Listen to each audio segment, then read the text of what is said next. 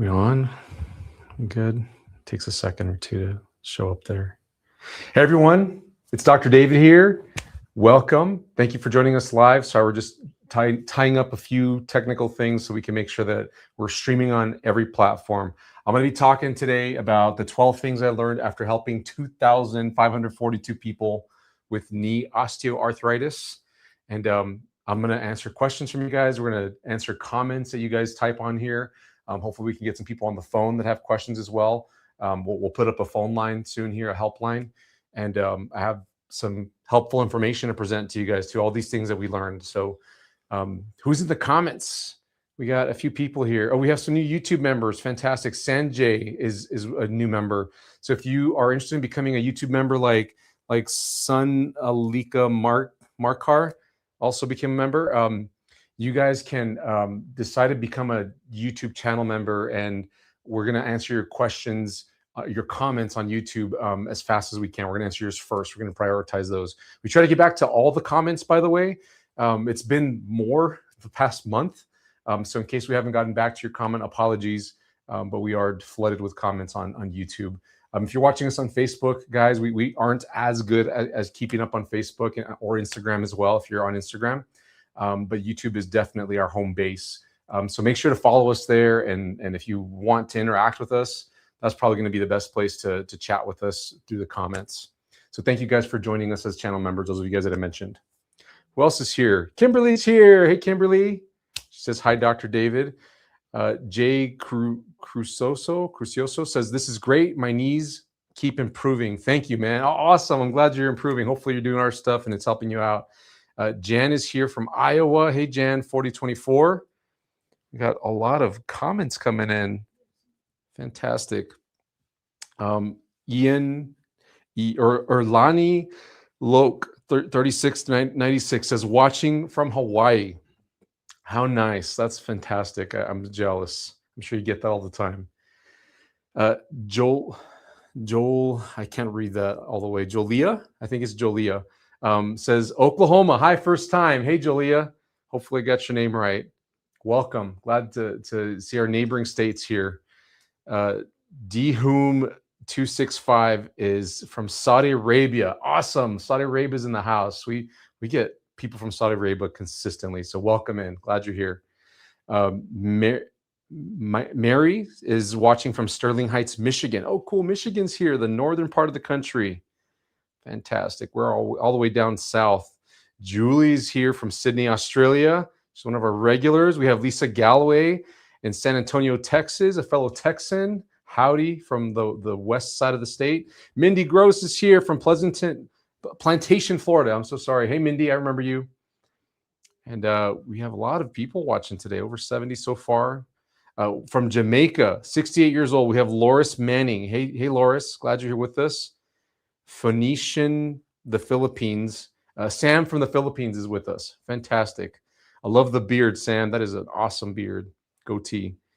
Can't pronounce that one. Somebody's saying, how do I become a member? On YouTube, you have to be on YouTube. It looks like you are here. If you go to any of our videos where it says subscribe, there might be a member button there. I'm not sure how it looks these days. It changes from time to time. But it's on our YouTube channel. If you go to our homepage of our channel, you'll probably see it there too. I think the button says join. You probably want to look at that. Sue is here from Montreal, Canada. Fantastic. Hey, Sue.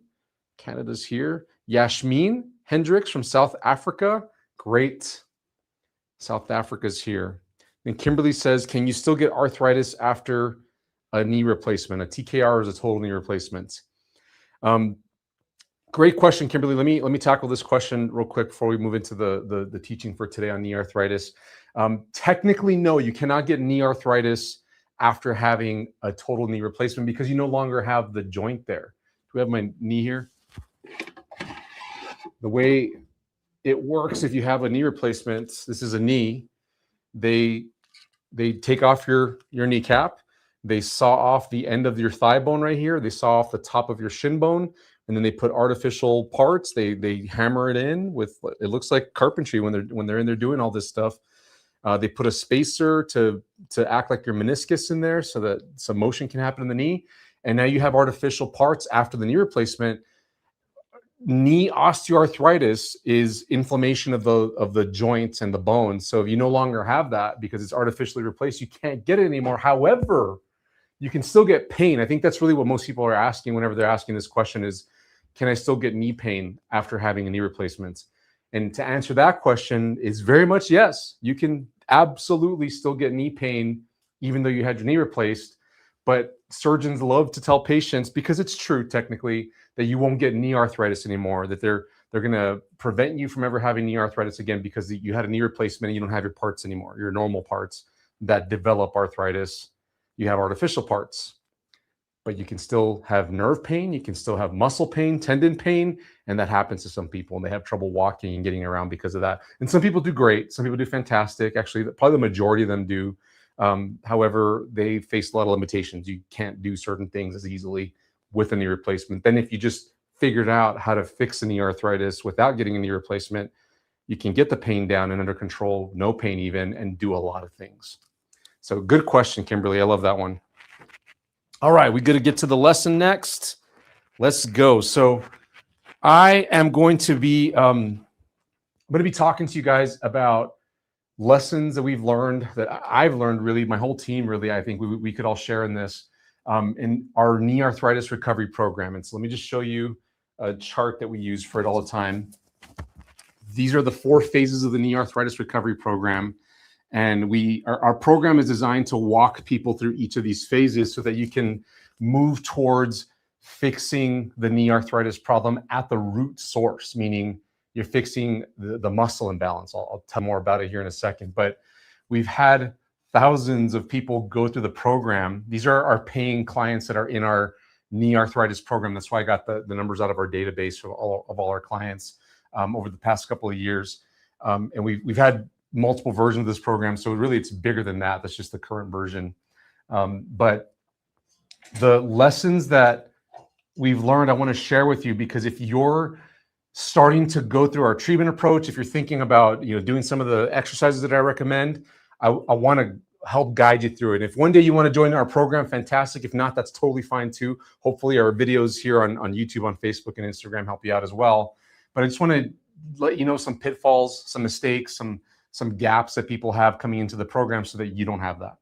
So for number one, the absolute most important thing is that you know the root problem. Let me say that here real quick. I have these split up into 4 sections for a reason. So the first 3 are going to be knowledge-based problems or things that I learned that I want to share with you. And then we have some belief ones here. There's 4 of them. Then I'm going to get into some practical things that you can do that are really important, some issues that people face with them in our program, pain relief and exercises. But we have to start here in the knowledge part, because that is absolutely the biggest part of the problems that people face, because they don't understand certain things, and we have to clear that up before moving into any of the other exercises and the rest of the program. Fixing knee arthritis is not just about understanding the right single exercise or combination of a few exercises to fix knee arthritis for the long term. You have to have some knowledge and some beliefs in place. Let me start there. So the root problem is that this is a muscle imbalance. And what I mean by that is, this is your first time hearing this, pay close attention. Here's a knee. And so if you have knee arthritis, the inside of the joint's angry and irritated, and it often gets blamed on age or repetitive activities, like if you stand a lot or walk a lot. And I don't think that's right, because that doesn't lead us down the right treatment approach. What is causing knee arthritis at the root problem, this is what my whole treatment approach is based on, is that there's a muscle imbalance where the quad muscles on the front of the thigh, the ones that are right here on the front of your thigh, they attach to the kneecap right here. And if those muscles are very dominant, they get dominant because they're compensating for weaknesses elsewhere. The number one weakness we find is weakness in the glute muscles, the butt muscles, in the back of the hip over here.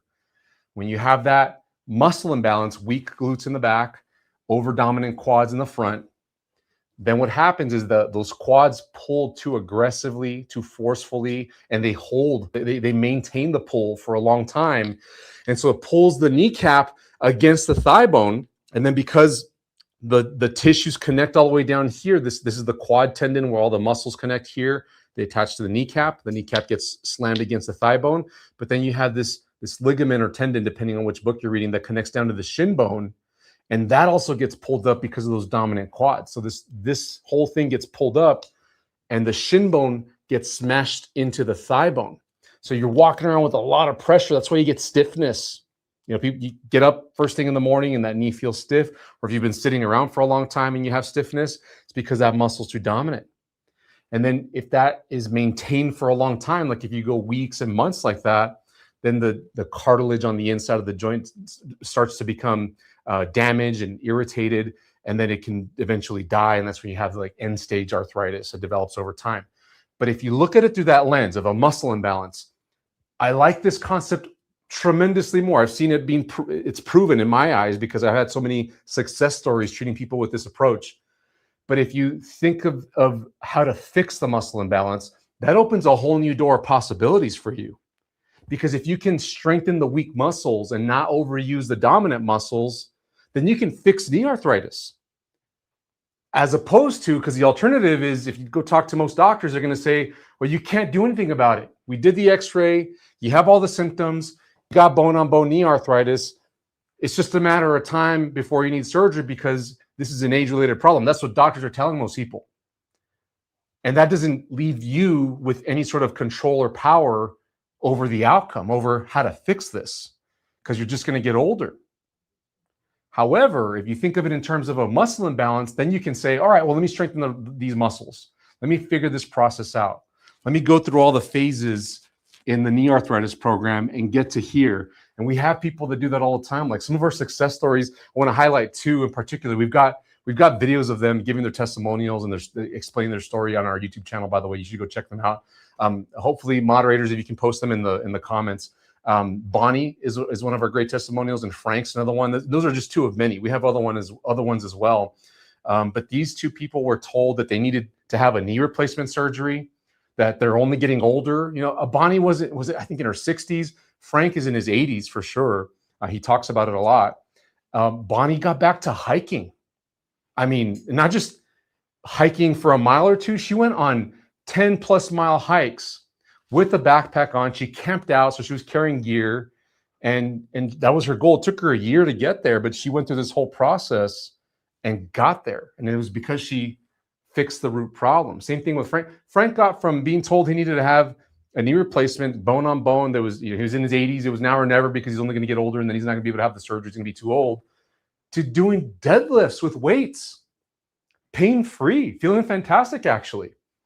So this is very possible, but you have to understand the root problem. And it's not complicated. I just explained it to you simply. It's one of those things that it's simple, but like in an hour or two, or definitely in a day or two, you can't explain it. You have to grasp it, and you have to kind of revisit it a few times to fully understand it. And so that's why I repeat it on so many of my videos, because you need to really own the knowledge of a root problem, because healthcare professionals also have trouble wrapping their heads around this, and they just default to, well, yeah, that's nice, you can go try that out, but you're still going to be 72 next year, so you might as well.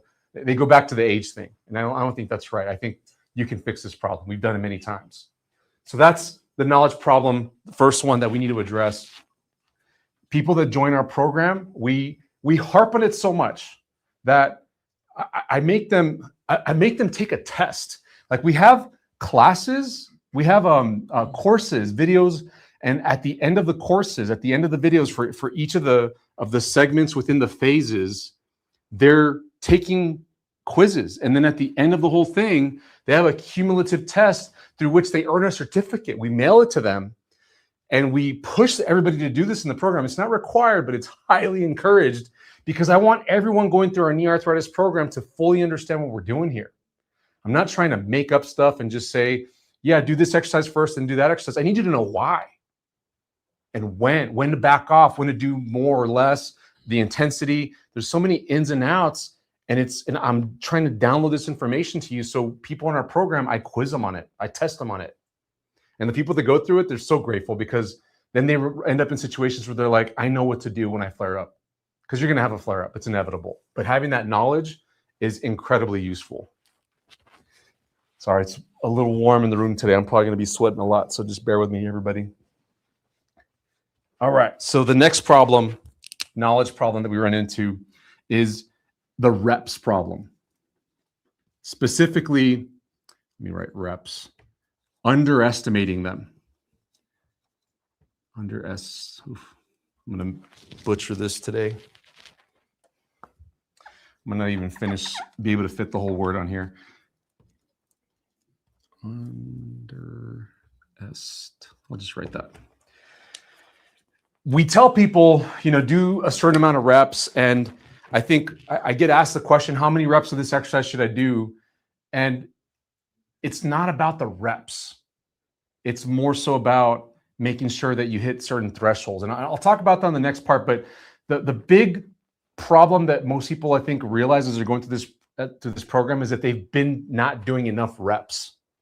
They thought, especially if you had physical therapy before, if you worked with somebody to do exercises, they're thinking, okay, if I do this bridge exercise, it's a common exercise that's given out for knee arthritis. I need to do 3 sets of 10 as part of my homework. And if I do that every night, maybe twice a day, I should be able to fix my knee arthritis. 3 sets of 10, that's 30 reps. If you do that twice a day, that's 60 reps. That's very often not enough. It's a fraction of what you need to do to fix this problem. And as people go through the beginning part of our program and they get to the point where they're doing more exercise, usually in phase 2, and we start to tell them, no, you didn't do enough reps. I want you to do 10 reps hourly. I say that often. And then their eyes get big, their eyebrows go up, their foreheads get all wrinkly, and they're like, hourly.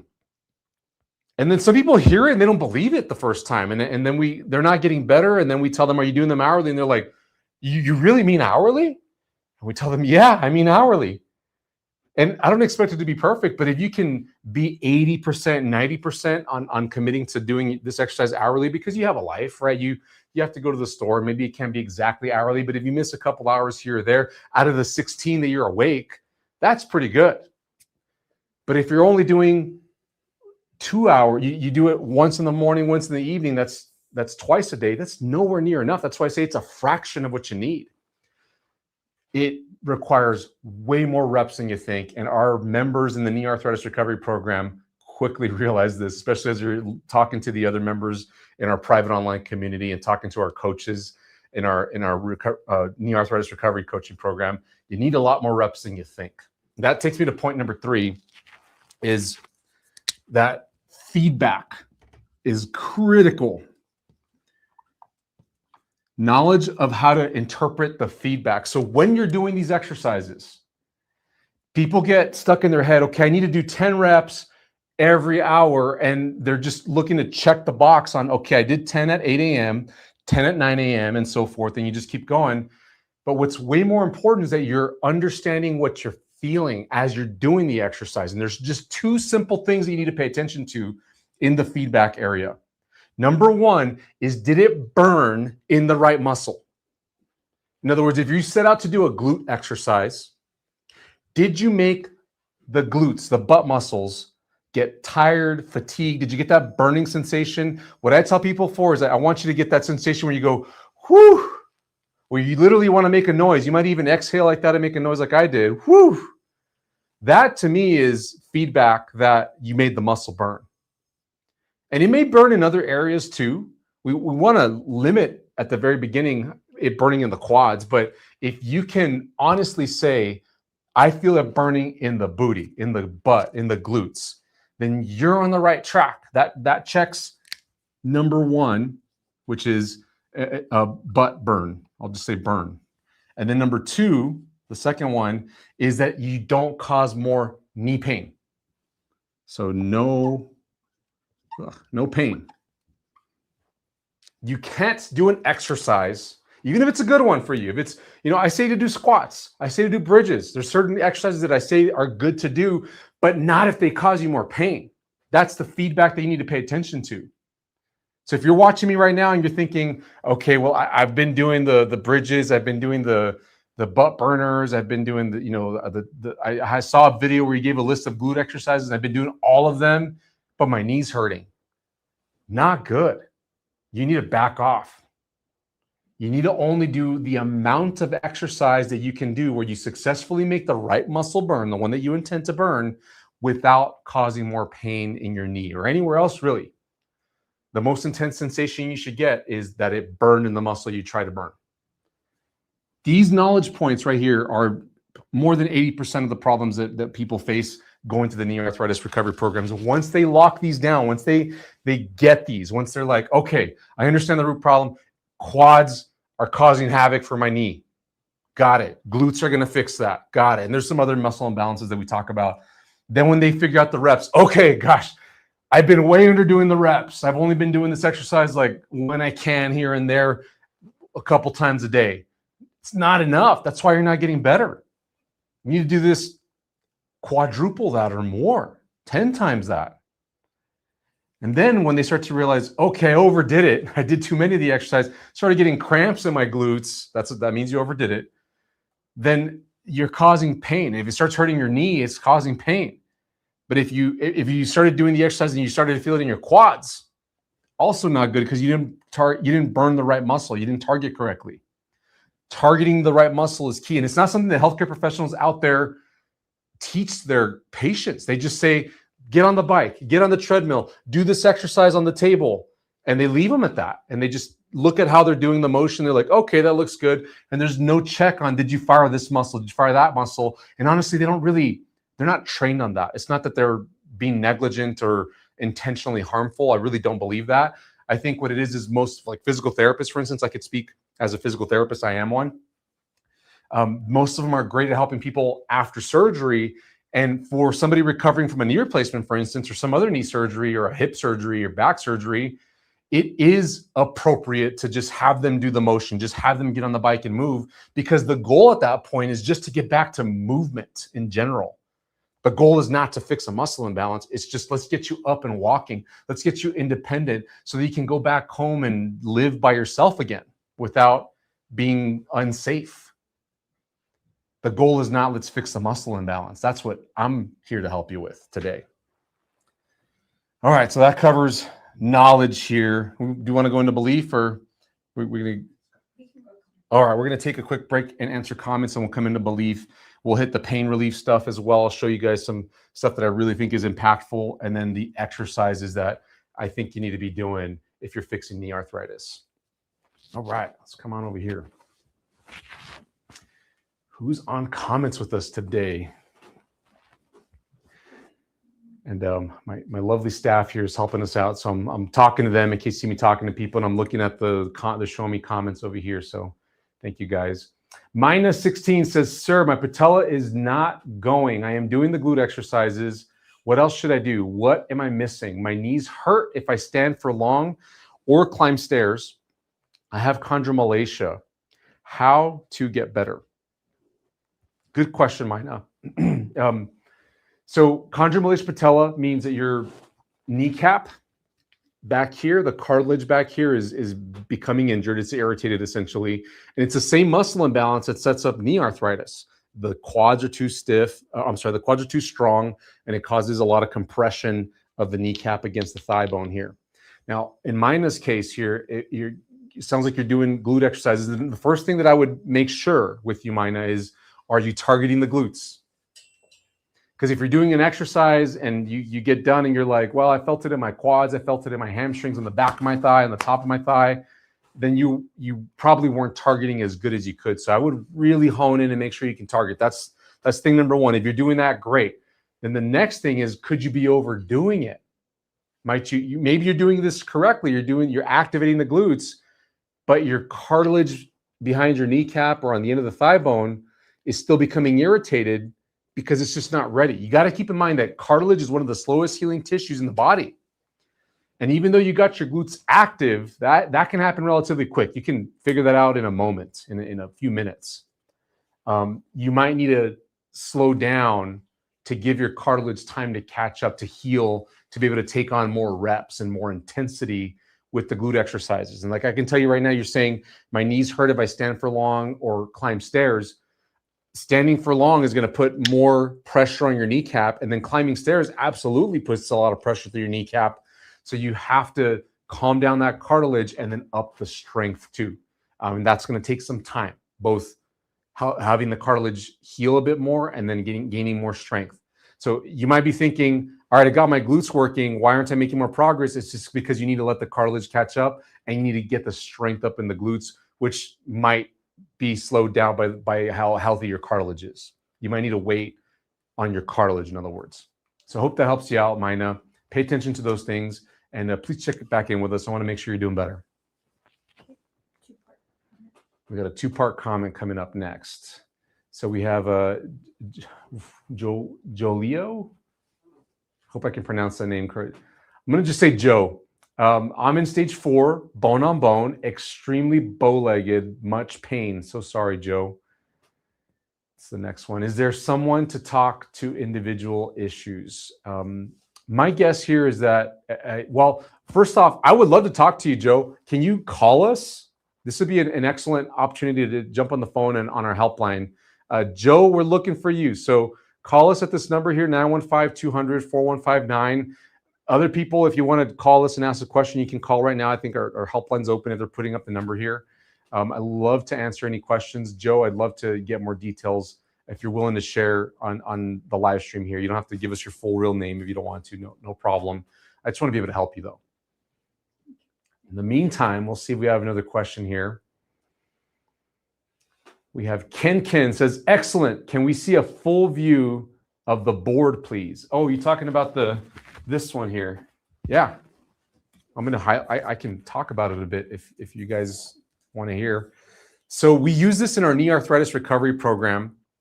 And specifically, I divided up the phases of healing, because what I found is people have a good idea of what exercises to do. You know, glute exercises are good, obviously, but they don't know when to do them. And that's what this guides you through, because according to the criteria here, if you fall into the criteria for this phase, by the way, you only need one qualification. So in other words, you might say, well, I don't have any swelling, I don't have any pain tonight, my glutes can fire, but I can't be on my feet for 10 minutes or more. Then you're in phase 1. You might say, well, I'm more like phase 2 or 3, but if you have this one thing, any one of these from phase 1, then you need to be in phase 1. You need to be following the stuff from phase 1. And then you move into the next phase after you don't have that anymore. Then it's just one thing from phase 2 would qualify you for phase 2. And the one that I added most recently is down here about the glutes, because we had a lot of people that were saying, well, I don't have any pain, I don't have any swelling, I can be on my feet for a long time, longer than 10 minutes. And they were trying to move into other phases appropriately, because that's how I set this up. But then we were finding out that they hadn't figured out how to fire their glutes. And that is critical to being able to progress through the phases here. What you have to understand too is that here in phase 1, this is like the pain control phase. Here in phase 2, we're starting to activate certain muscles. In phase 3, now we're starting to strengthen them. And in phase 4, in the blue, we're trying to make sure that you're strong for the things you have to do in life, the things that you like to do or love to do. So you're adapting them to your everyday activities. But you have to go through this progression. You can't just say, well, I'm going to start on the exercises from over here, because if you're in a lot of pain, you're going to make yourself worse. And then by the same token, if you're in a lot of pain, if you're feeling pretty great, it's not going to benefit you to be doing the things that people do over here. So that's the idea with this. I give you way more detail in the knee arthritis recovery program, and it comes with coaching and a community. There's a lot more. So my encouragement to you is to go learn about it on our website and see if it's right for you to join. We also have a lot of free stuff for you here today. All right, let's go to the next comment here. We have Donna in Loveland, Ohio, says, joining in. I'm a satisfied graduate of the knee arthritis recovery program. It's awesome. That's awesome. Thank you for chiming in, Donna. We have people, they're missing surgery. We literally have people signing up for our program, testing it out, seeing some improvements, and then they're canceling their knee replacement surgery that they have scheduled in a few weeks or in a month or two, because they're seeing improvements. And we tell them, you can always reschedule it. I'm sure the surgeon wants to take care of you and do what's best. And if you're showing improvement, they're going to say, well, keep doing what you're doing. So we tell people, sign up and give it a good go, get your money's worth, and we're happy to help you. And if it's right for you to keep going, then let's fix this root problem completely. So thank you, Donna, for saying that. Jan says, I'm facing total knee replacement in a few months. My MRI shows I have bone on bone in the right knee with osteonecrosis. Have you heard of this? Yes. Osteonecrosis means the bone is dying. And you know, I would look at this with suspicion because MRIs do have what's called false positives. In other words, they aren't always 100% accurate. We know this by research. In fact, there's a lot of cases where there's research studies that show that MRIs are not 100% accurate. They actually can have a very high inaccuracy rate. My advice to you here in this case, Jan, is go based on how you feel. I know your knee might hurt, but if you have good days and if you can bend your knee a decent amount, like if you can show this here, if you can bend your knee 80 to 90% compared to your other side, your healthy side, and then you can straighten it out 80 to 90% compared to your other side, then you're probably in a good spot to recover without surgery. I tell people all the time, because surgeons are making the call and recommending surgery based on imaging, which isn't always accurate, and your pain level, which you might be very high pain right now. But we have people going through our program with very high pain and bone on bone knee arthritis, but have good motion. They're not always factoring in motion, the surgeons. But to me, if your knee can bend a good amount and straighten all the way, then you have a functioning knee. It's just irritated. And if we can take that irritation away, going through phase 1 of our program, which is free, by the way, we have it on our website for free, phase 1, then you might be in a situation where you could say, my pain's under control now. Maybe I don't need this knee replacement. So I would go that way. Now, if you do have big limitations in motion and the pain's unrelenting despite going through phase 1 for free on our website, then in that case, Jen, I'd say, yeah, you might be a good candidate for knee arthritis, for a knee replacement surgery, but I'd give it a good go before you have a permanent procedure done. That could leave you worse. That happens sometimes, unfortunately. All right, we got a 2-part comment coming up next. We have Susan. She says, I have a torn meniscus, torn cartilage, and a torn ACL. Should I avoid leg extensions sitting on a chair? Oh my gosh. Yes, Susan. Also, should I avoid rolled up towel behind the knee and pushing down on a towel? Susan Evansell, London, UK. Oh, Susan, I strongly think you should avoid all that stuff, because if you have a torn, let me just show you here on the bone model. A meniscus is this bluish thing right here in the middle of the bones. And then the ACL is the ligament on the inside of the knee, deep in there. And the meniscus gets squashed when you have very strong quads.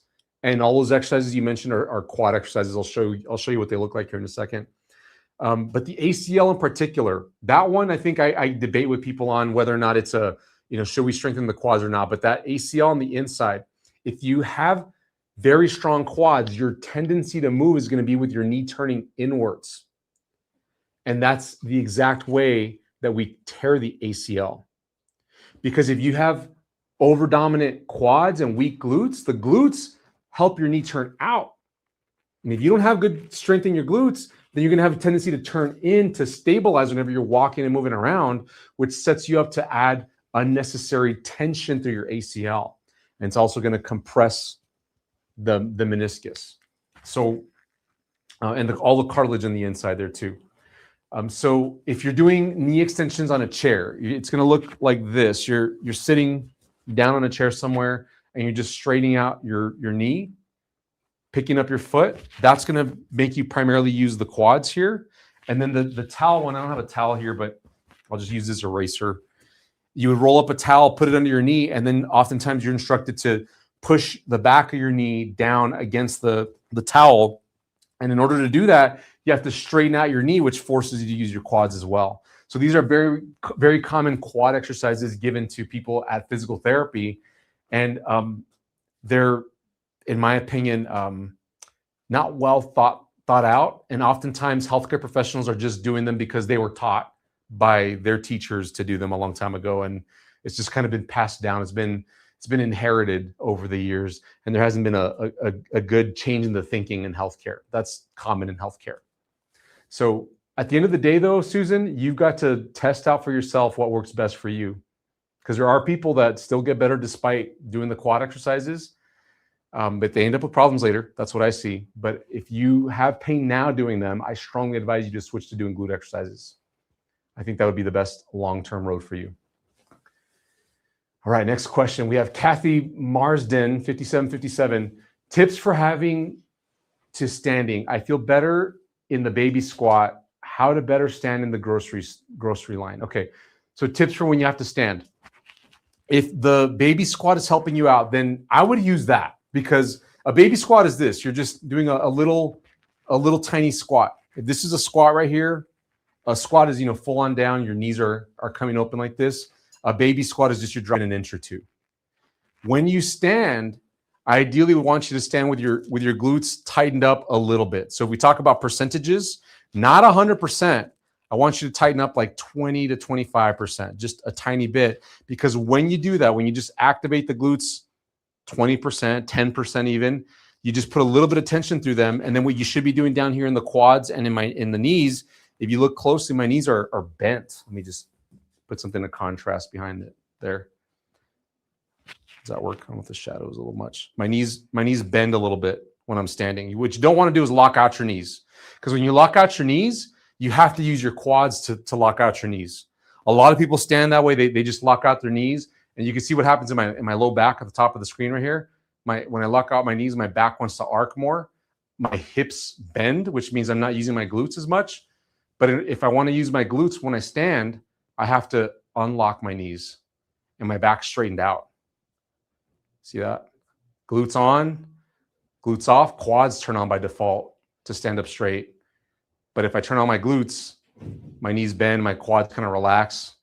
It's more effort to stand this way if you haven't practiced it, but you get used to it over time. All right, we are going to take a break. Oh, we have one more question. All right, let me get a swig of water.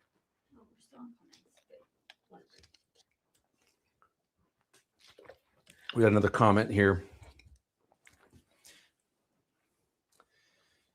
So I hope that helps you out, Kathy. Activate your glutes. Oh, and one more thing for you, Kathy, is it's okay to weight shift. See how I'm just moving side to side. I'm shifting my weight to my left foot, then to my right foot. And when you weight shift, you need to activate the glute that you're leaning to a bit more. Go up to 30 or 40%, and then go to the other side. I call this slow dancing. When I have patients that I'm really trying to work with them on getting their glutes active, I'll tell them, do the little slow dance thing where you tighten one glute, tighten the other glute. And it's a good preparation for learning how to do the walking pattern that I discussed with activating the glutes. But that way you're turning standing in the line at the grocery store into a glute exercise. How cool is that? You're going to fix your knee arthritis for the long term that way.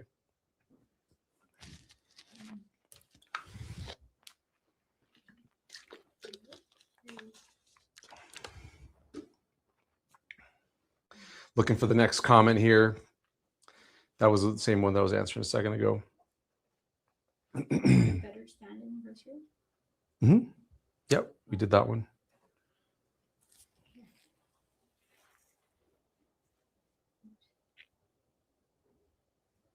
Almost there, almost there. Okay, we're going to go back to the list over here. Let's do this, guys. So let's keep going on the 12 things I learned after helping 2,542 people with knee arthritis. So we talked to the knowledge parts of things. These are just things you need to know coming into this program in order to be able to fix your knee arthritis for the long term. Now let's go into challenging some beliefs, because the medical field at large, I mean, like around the world, and I deal with it in the United States, which is very predominant of what the world is thinking on healthcare for knee arthritis. But I'm kind of countercultural. I kind of go against the grain a lot of things. And this is what I have to tell people when they come in is, in our program, we have the 4 phases, these phases that I talked about.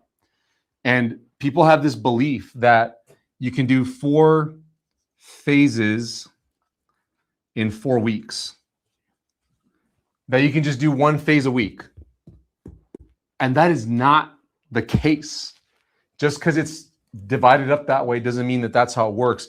In reality, what happens is the best case scenario, like our ideal students in the program, the members in the program, they will hang out in phase 1 if that's where they're starting, which most are, for a month.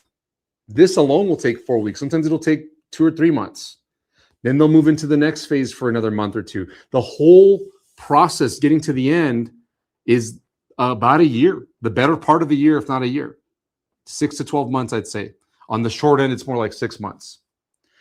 And along the way, people get stuck. They have questions. They run into issues. And that's why we have this membership program where we're offering very high levels of service. We're available to people quite often. We have coaching calls, group coaching. I'm involved in there. I have coaches that help me out. I built this service so that you don't get stuck and you keep making progress throughout the entire program. And it is not realistic to fix a whole knee arthritis problem that you've been developing for years, if not decades. You're not going to fix it in 4 weeks. That does not happen. And we have some people that go through our program and they're just in and out for 4 weeks. And I hope they get the knowledge they need. I don't hear back from them all the time. But our best students, like Bonnie and Frank that I mentioned earlier, they were in our program for several months. Bonnie was in there for the better part of a year, if not maybe even a little bit over a year. And Frank was in there for closer to like half a year. He still had a way to go, but he was doing tremendously better. So make sure that you have the belief that this can be fixed, but it's just going to take some time. Oh, and the other piece that I want to mention to you is the timelines that healthcare professionals will give you are short. What I mean by that is if you go to the doctor today, if it's the first time you go to the doctor, many of you guys have been through this. You've been to the doctor because your knee started to hurt you. They went ahead and did the x-ray. They diagnosed you. You've got knee arthritis. Maybe it's bone on bone. Then they'll say, try this medication. Come back in a month.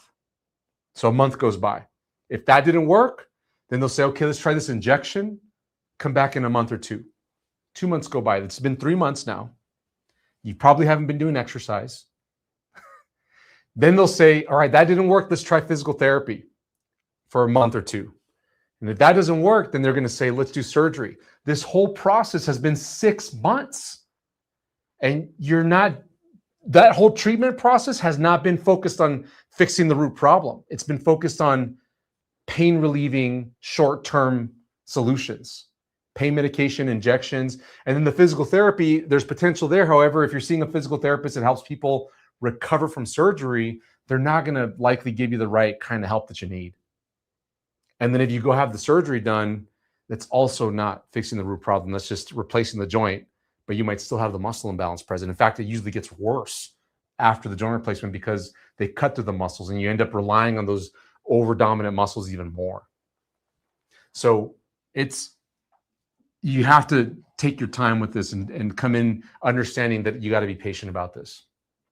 All right, the next one here for beliefs is that surgery, that our program is, how do I word this exactly? That it's only going to be temporary help. I'll just write it that way. Temporary relief. And that surgery is still inevitable. I'll have people say that they'll say, okay, well, I'm going to do your knee arthritis recovery program as a way to stave off surgery for a time because I'm still going to need it when I'm 72, when I'm 82. And I have to tell them, no, you can't come into our program with 1 foot in the door, 1 foot out the door. I want you to be in our program fully invested, committed to doing the work that is in the program, because if you have 1 foot out, then you're not going to give it 100%. And you're not going to get the full benefit. And this program is not passive. Think about it. Most of the treatments for knee arthritis are passive. Take this pill. Come in and I'll give you this injection. Show up for surgery. You just show up. Everything's done to you. The only things that you have to do are when it's time to exercise.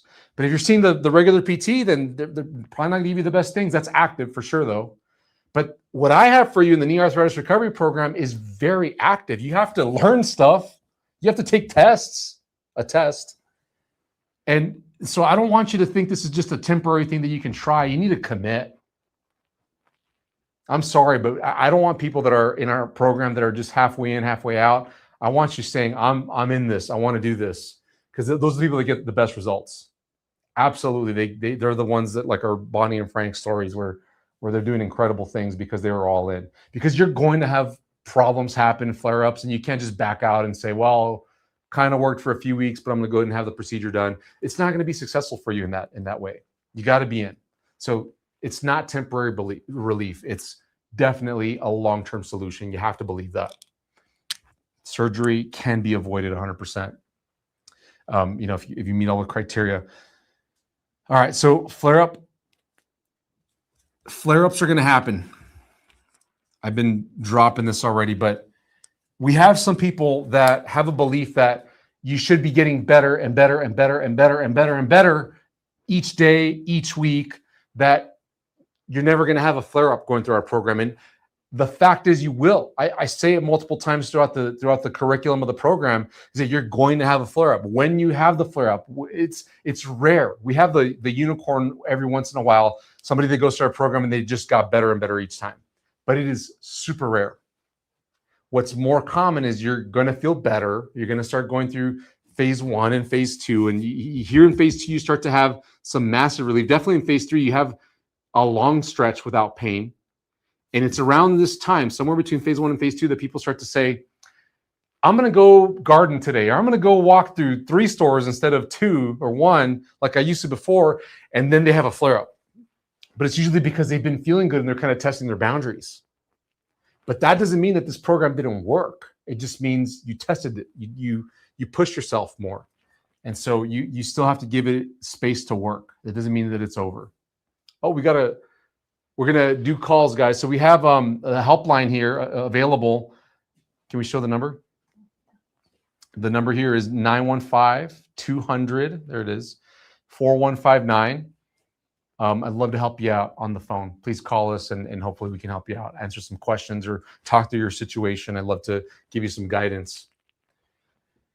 All right, so we have phase 4 4 phases can be completed in 4 weeks. Our program is not temporary relief. It is a long-term, but it takes some effort to do. And you're going to get flare-ups along the way. And then the last belief part here that I have for you is that if you are diagnosed with bone-on-bone knee arthritis, bone-on-bone, it doesn't mean that surgery is necessary. We have people that come in that say, well, I'm bone on bone. They keep repeating that over and over again. And with good reason, because the doctor made it a big deal to them. The doctor showed them the X-ray or the MRI. And they're showing that the thigh bone and the shin bone are coming together a lot. And just like in this model here, you can see that I'm squashing the bones together and pulling them apart. Your joint can do that. And when you have over-dominant quad muscles here on the top of the kneecap, those muscles pull and they pull the shin bone up into the thigh bone. And so it can squash the joint. But just like you can see this meniscus right here is being squashed when I forcefully press it, when they do the X-ray or the MRI of your knee, they're doing it on a day where your knee was incredibly smashed. And it could be that your cartilage is actually healthy. It's actually viable tissue. In other words, it can remain healthy, can continue to get healthy. It's alive, but it's being smashed right now. Just like if I took a picture of you first thing in the morning when you just barely got your face off the pillow, you would look like this. Or if I smashed you up against glass, it would alter the way that your face looks.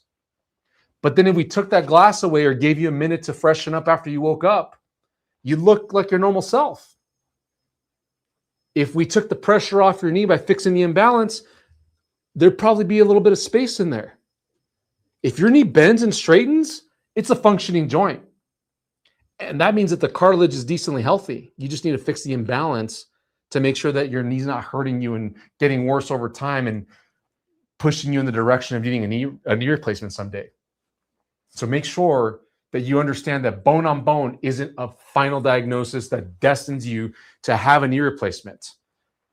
There's a big movement, by the way, in the healthcare field of getting surgeons to stop telling patients about this because it's such a detrimental thing to put in their heads, because we've seen people recover just fine. They improve despite having bone on bone. So I get a little boiled about this because I've had so many patients over the years that come in and they're like, well, I don't know what could be done. It's bone on bone. And I'm in my 80s now and they have all these things that were put into them. And I'm having to undo all that to get them to believe that it's possible for them to move forward and heal.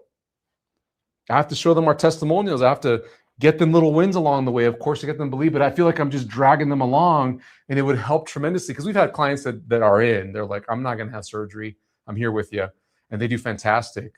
But those people just have the belief. They're like, I don't care. I literally think to myself, like, I wish you would have never seen the x-ray, would have never seen the MRI, and bone on bone was never mentioned to you, because your knee's moving really well. It just hurts. If we could just worry about that, let's get the pain under control and move even better and get the right muscles to work, and you were never even told about bone on bone, it'd be one less thing to worry about. So those are the big belief things that we run into. Are we going to move into pain relief, or you want to go to comments? All right, let's come back to some comments here. Debbie Timmons on Facebook. Hey, Debbie. She says, my knees hurt more after I do my PT exercises. What is happening? Well, that's one of the feedback things that I was telling you about. You should feel burning in the right muscles and no pain. And so if you did quad exercises and you felt it burning your quad exercises, then check mark there. You targeted the right muscles. That was your intent. But if you had pain in your knees, that's not good. And some healthcare professionals will say things like, well, it's going to hurt more before it feels better. And I think that is so wrong. Why would your body hurt more before it feels better? Unless you had surgery.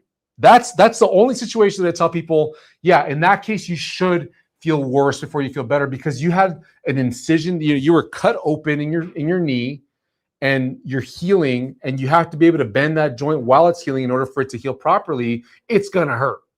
It's going to hurt worse before it feels better. But if you didn't have surgery, you're not healing from surgical incisions, you should not hurt worse before it feels better. You should feel like it's better with the exercise you just did right now. And tomorrow it feels a little bit better. And yeah, maybe you get a flare up here and there, but you have way more good days than bad days as a result of doing the right exercise. So in my opinion, you're either doing the wrong exercise, or maybe you're doing the right exercise, but it's not the right time. That's why we have this. You might be in phase 1 and they're having you do a phase 3 or phase 4 exercise, and they don't know it either. Or you might be doing the right exercise in the right phase that you're in, but you're doing too much of it. All those factors I walk people through in this program, and that's part of the knowledge thing that you have to understand. That's why we have a program to begin with. But those are some reasons. I hope that's helpful for you. Great. We have a call. We're going to be talking to Julia from Oklahoma. Let's get Julia on the line here. Hey, Julia, are you there? This is Dr. David. Hi, Dr. David. This is Julia. You've been doing really well pronouncing my name. Thank you. Oh, wonderful. Well, you know what? That's my daughter's name. My daughter's name is Julia as well. Oh, my gosh. And my dad's name was David. So there you go. How fun. Well, nice to meet you. How can I help you? Okay. My situation is just kind of what I started with. This is an arthritis problem I've had for a very, very, very long time, and it's, just got worse. And what my problem is that I am bone on bone. I've been to several orthopedic doctors. I've seen my x-rays. I've heard what it is. I see what it is, and I know what it is because I experience it every single day, every minute of the day. There are flare-up days that are just horrible, hard to describe. But I can tell you at this point, in the last 2 weeks, something has happened to me. Okay. I'm not just getting by, and I'm not just finding ways to modify, pretending like I'm normal. I am really now seriously hanging onto walls and furniture, and it's just like it happened. It just finally, something happened. Yeah. I have the first thing out of my primary doctor's mouth is, of course, knee replacement. Yep. And the orthopedics, and I didn't even know what it really was. It's like, okay. But when one of them handed me the hardware, I almost passed out because I don't do well with things like these. So I have a strong, high anxiety about knowing that this thing is going to be in my leg and I'm walking on it. Yeah. And then it doesn't help that I have my piano tuned, and the gentleman tells me that his wife went in and had one, and now she's walking up and down because they cut too much off. And her friend went in and had one and was so excited, and it kept getting infections, and they had to amputate her leg. And that's not really encouraging to me with high anxiety, right? Right. So I discovered something called a nano or robotic And I have an appointment all the way out. The soonest I can get is like April 6th. Wow. They're going to take x-rays. I already know this. I do this all the time. They're going to take x-rays. They're going to tell me I need one. I'm a perfect candidate. I already know what's going to be said. Yeah. Now, there's a ton of out-of-pocket money on this deal. I mean, this is going to be a real serious decision. It's going to be about $10,000 right up front. And so what I wanted to know is, am I too late? Am I in just such bad shape, too far gone to start this? Because I've been watching you every night in my quiet time and listening to you. And the PT, listen, I decided with you, I was going to try to just nip this myself. I'm going to do what's right. So I got the book on anti-inflammatory. I started taking the vitamins specifically for my problems. Yeah. I started going to PT, a real nice PT place here close to me. Yeah. I hated it, and I'm going to be really upfront about it. I went in, they showed me it, they walked away from it, and I used to teach aerobics, and I know that form is more important than just going through the motions. Right. No one was watching me to make sure, because, see, I can't tell. I'm so distorted. I don't know what part of my knee I'm really actually stepping on. Now I've got an ankle that's blowing up like a cantaloupe because I'm standing on my ankle differently because something's changed. I've got problems here. Wow. So I need a program that I can follow every night or am I too far gone really at this point? And it's okay to say that. That I need the knee replacements. And I'm afraid like crazy, and I'm not scared to tell you that. I just am going to have to really have some mental work done on just an ordinary knee replacement. Because here's my thing on it. On the knee hardware, I'm seeing it being small, medium, large, or one size fits all. We go in, we're going to twist it, turn it, press it, push it. We're going to saw. We're going to do whatever it takes to make it fit. Where the robotic, you're paying for this up front, this thing to be actually meeting your needs instead of you going and meeting the hardware needs. And so, that's where I am. Do this or do that. Quit. Nothing can be done. Work on your program. Can you guide me from this point? Yeah, absolutely. I sure can, Julia. Let me ask you this question. How is your knee bending? Can you bend it 80, 90% compared to the other side? And straightening too? Yes, okay. I'm sitting on a chair. I've got it straight out. Just like you were going to go down to the floor and up and work on the front of your quads. I can do that. And then if you wanted me to bend it, I can bend it. I can bring it into my chest, and I can push it out and work on the stomach muscles. And while you're doing that, you can feel your glutes tightening. I mean, if you're doing it right. See, that right there is a major qualification to me. I think that tells me that your joint can bend and straighten. It's got the ability to do so. And did you feel any weird pops or cracks as you do that? Like, could you repeatedly get it to pop and crack it as you bend it and straighten it? No pops and no cracks, and I can still do my stationary bike, and I can do the rider, the one that you sit on, and I can push my knees in and out. And I'll tell you what, that's heaven. That feels so good when I can very slowly bring them up. Now, I just purchased 2 new pieces of equipment, and I had to send it back to the company because it was a stand-up squat machine. I was just sure that I could do this. I could get on this machine, I could stand there, and I could, you know what? I didn't think about this. It's the pressing. That's where I can't do it. There's nothing there to press with. So I had to send it back. So the fact that you can bend and straighten out your knee pretty much all the way, it sounds like, and it doesn't seem like there's any obstructions within the joint, like it's blocking you. And even if you did have some pops or cracks, oftentimes we can still move forward. That to me is a huge sign, Julia, that you likely don't need a knee replacement. Even if it's a nanorobotic one or all the fancy ones, you likely just need to go through like our program and apply it very, very well. And now let me ask you this question. Have you tried offloading by using like a cane or crutches or a walker? Not crutches, not a walker, but a cane. Okay. And I do find when I get on my stepper, which is, let me think how to put this to you. Okay, so it's like, it's in the air. I forgot who invented it, but you can go back and forth. When I do that, I am off of the hard ground, and I don't even know I have problems. We even put in a pool for me, and I can do jumping jacks, and I can do lunges. Here's the thing, and that's helpful. That's helpful, you know, getting in the pool and getting on machines that kind of offload you. But the fact of the matter is, you probably spend 95% of the rest of your time during the day as you're moving around on your feet, not in the pool and not in a machine. And that's what I'm interested in you offloading. That's what, see, this gets to me because you have these surgeons looking to pull the trigger and open you up and install this hardware and just throw your anxiety through the roof when no one is telling you, Julie, when you wake up in the morning, you better have that walker right by your bedside. And any walking you do throughout your house, use the walker. Put 30 to 40% of your body weight through your hands on the walker, and don't put it all through your legs.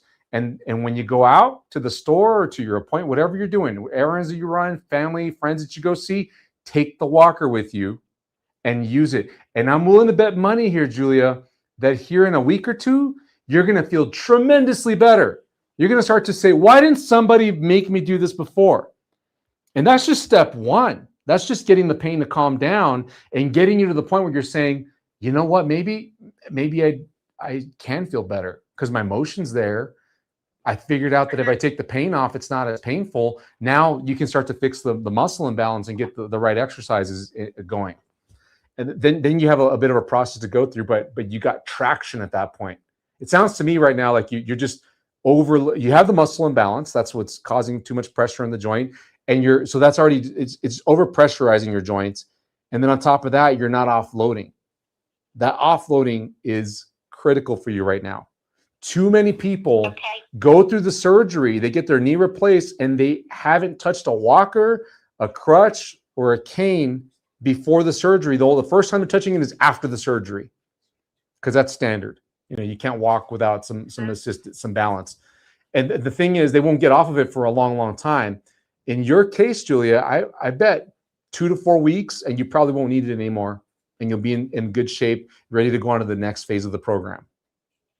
Okay, David, I have a notebook, and I have been keeping track for, I'm going to say almost a year, of every exercise you suggested, and I can do every single one of them without pain. I also today started the gluteal exercises, which were one of my favorites all the way back before you were born with Jane Fonda, where you did a whole segment of butt lifts. And I was just really big on that, and I can do the side lifts. All of that. I worry about what I'm doing to my back. I'm worried about all of this stuff, but I'm so disciplined and I'm so into this that I had to talk to somebody there to help me. And I can't find anybody up here who wants to help me. They want to take my money.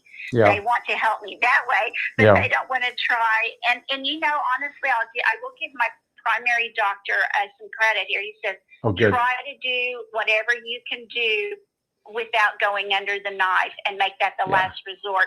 That's when I discovered you, and I've been with you for a long time. I haven't been real super consistent because it was just still hurting. And but see, what I wasn't doing was, what did you call that? Offloading, using the walker. Offloading, yes. Yes. And see that I'm glad you got the exercises. You've been writing them down. You can do them all, but it might be that your knee just needs rest more so than you need the exercise. That's why we have the phases in our program to guide you. So we have, this is another opportunity for me to let everybody know, not just you as well, but you can take a quiz on our website, if you guys can put that up, to determine what phase you're in our knee arthritis recovery program. That quiz will tell you what phase you're in, and then we'll also email you a report with a bunch of details on what you should and shouldn't be doing in that phase, what to expect, so that you can be a little more honed in on what you should do. All this is free, by the way. did not know that. I'm just now navigating around and really getting into it. I know I did subscribe. I hope I did. I think I did. It says I am. And I would like to, whatever the cost is, I would like to either, I don't know how you do this there, but buy a program or whatever.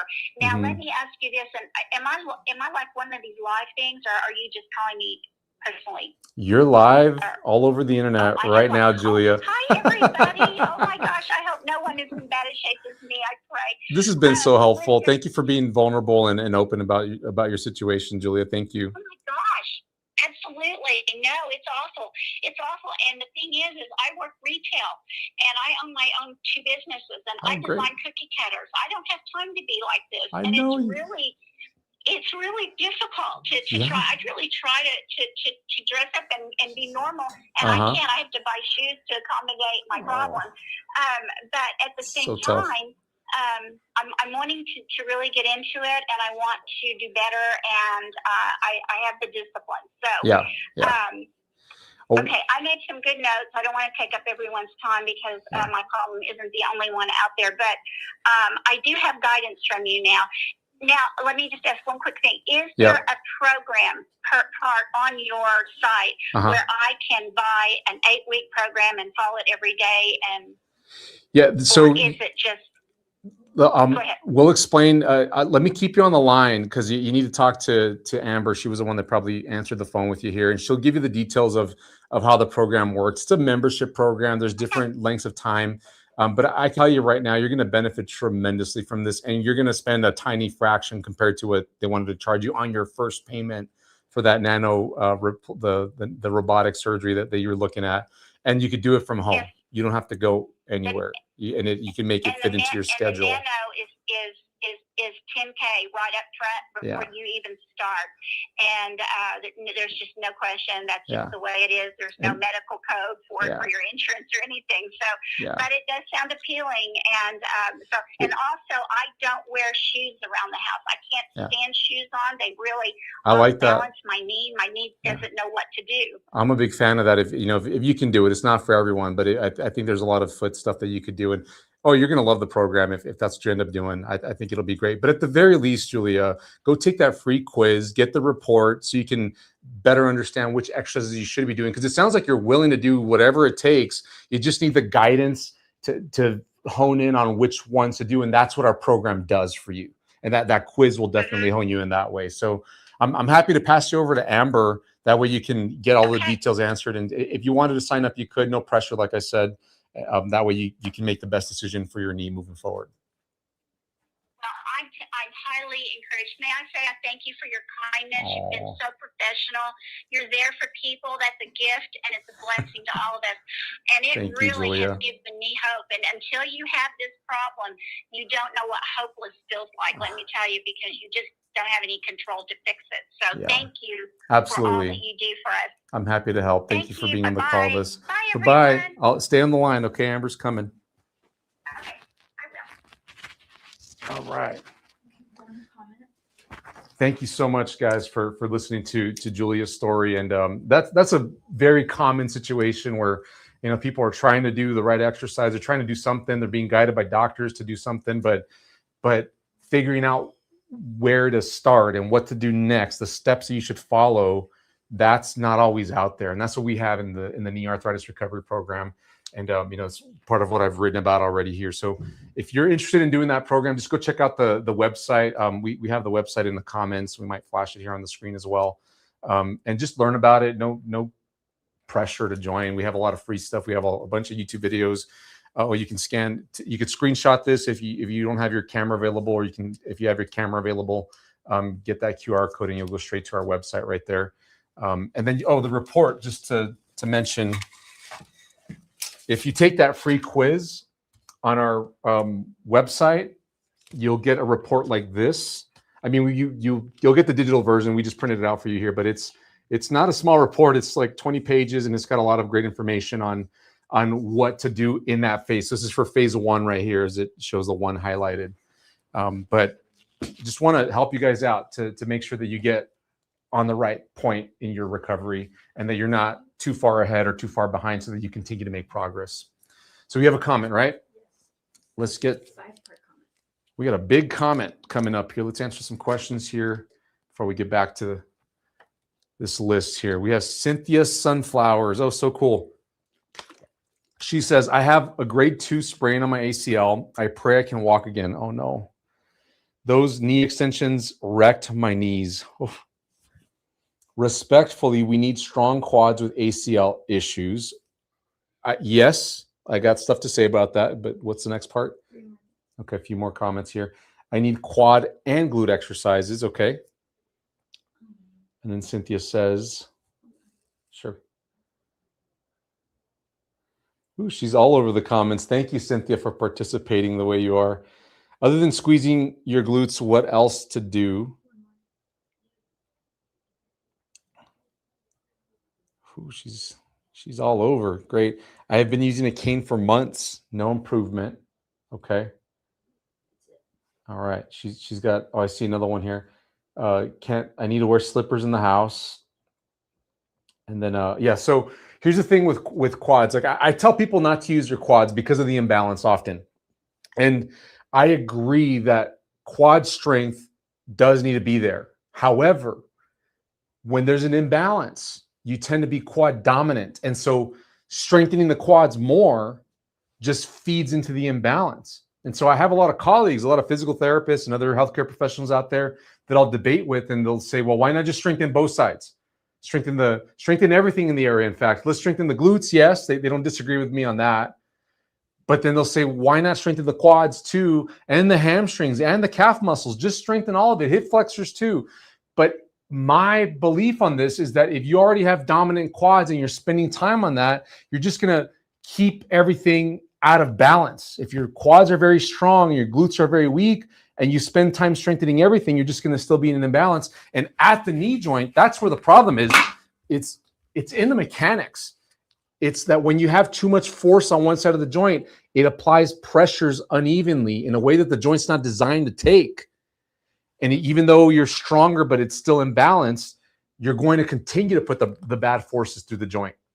That's specifically for an ACL. If you have very strong quads, you're going to tend to move your knee inwards whenever you go to balance or go to move certain ways. Your knee's going to want to move inwards, and that inwards motion stresses the ACL. But I get it, because you might feel like your quads are not that strong. Right now, if you can't put pressure on your leg, you probably are dealing with a different problem. Let me say it differently. You're dealing with an earlier phase of the problem. You probably need to be offloading, which sounds like you're doing, but you might need to be offloading a certain way. You might need to be offloading with a walker instead of a cane, or with crutches. You might need to be, there might be something seriously torn that does require surgery. That could be an issue too. You might have a different situation, but where I would start out with is let's offload appropriately, which to me, the way that I would define that is you need to take enough weight off your leg to make it not hurt. That might mean 100%. That might mean you're on crutches or on the walker and picking up your leg without putting any pressure on it. If your knee is truly hurting because of a pressure problem, taking pressure off will make it feel better. After the pain comes down, then comes fixing the imbalance. When you do get the glutes active enough, and they're working when you're walking, they're working with your everyday motions, and then you get to the more advanced exercises like squats, or when it's time to start to walk, because you can use your glutes correctly in a walk, you're going to use your quads at that point. You're going to use your hamstrings and your hip flexors. You are going to be using all the muscles. This is what I get to in phase 4 with people. By the time you're doing phase 4 exercises, we have people lifting weights with barbells, if appropriate, at least small weights, the little 1 pound pink weights, whatever is appropriate for you at that situation. I talk about it in the program. But the point is you're doing more active, challenging exercises that require all the muscles in your leg to work. However, by that point, my hope is that you've become glute dominant, that you're thinking, I need to be using my glutes all the time. If you're thinking that way, the quads will follow, the hamstrings will follow. All your other muscles will work like they're supposed to. And most importantly, your knee's going to feel fine. whether it's knee arthritis or an ACL injury, it should be the proper mechanics going through the joint so that as you're using all these muscles, it's not going to hurt it. But as soon as you start becoming more quad dominant, thigh muscle dominant, it's going to start to set up knee pain. Happens all the time. I see people come back to it. And then the ones that gain all the knowledge about the root problem and making sure they're doing everything right, they start to say, oh, I was using my quads too much when I went on that walk. I felt my quads get tired. I wasn't using my glutes. That's why my knees started to hurt. Let me fix that. And they go fix it and they say, I fixed it. My knee's feeling fine again. Minor flare up.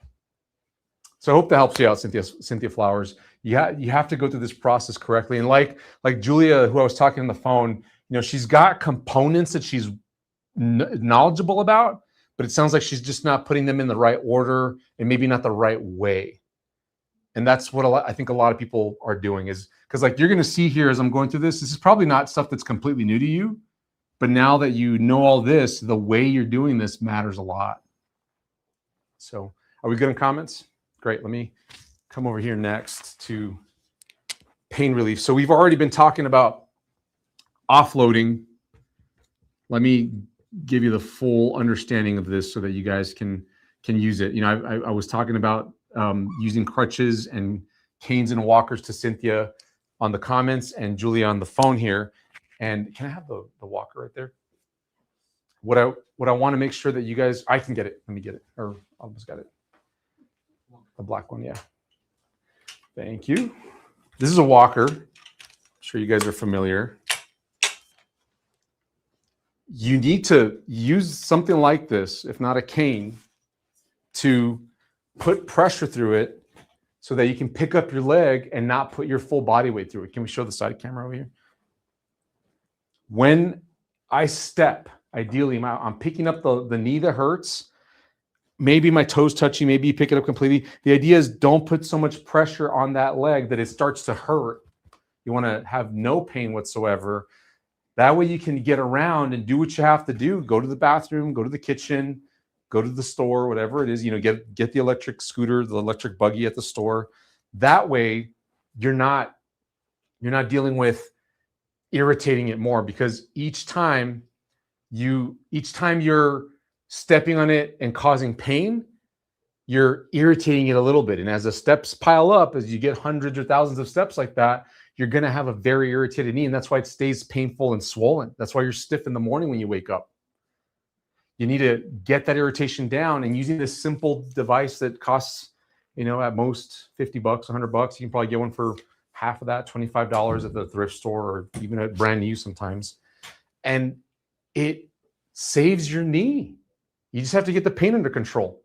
Offloading at the very beginning in phase 1 is gold for you guys. And it's so under-recommended. It's one of the simplest things that you could be doing. It's just, people face the social stigma of it. I hear it from our members all the time. They'll say things like, well, if I get this and I go to church, everybody's going to ask me, what happened? My family's going to start asking me, oh, are you worse now? Because I wasn't using it before, even though my knee was very painful. And you just have to go through it. You have to go through telling all your friends, all your family, people that you see, acquaintances that, yeah, I'm doing this because it's actually helping my knee and feeling better. And I would rather you use this for a month or less. Very often it's just a couple of weeks. Get your knee feeling better, and then you don't need this anymore. What I tend to see, and what you're probably thinking, is that once you start using the walker, you don't let it go. You have it the rest of your life, because that's what people do. They get the knee replacement, or they hurt their knee so bad that they finally have to get this to get around, but then they haven't put in the work to fix it. They haven't done the right exercises, and so they're just relying on the walker indefinitely. And then one day they move into the wheelchair. One day they're bedbound. Don't want you there. I'd rather you use this for a short time than use it for the rest of your life.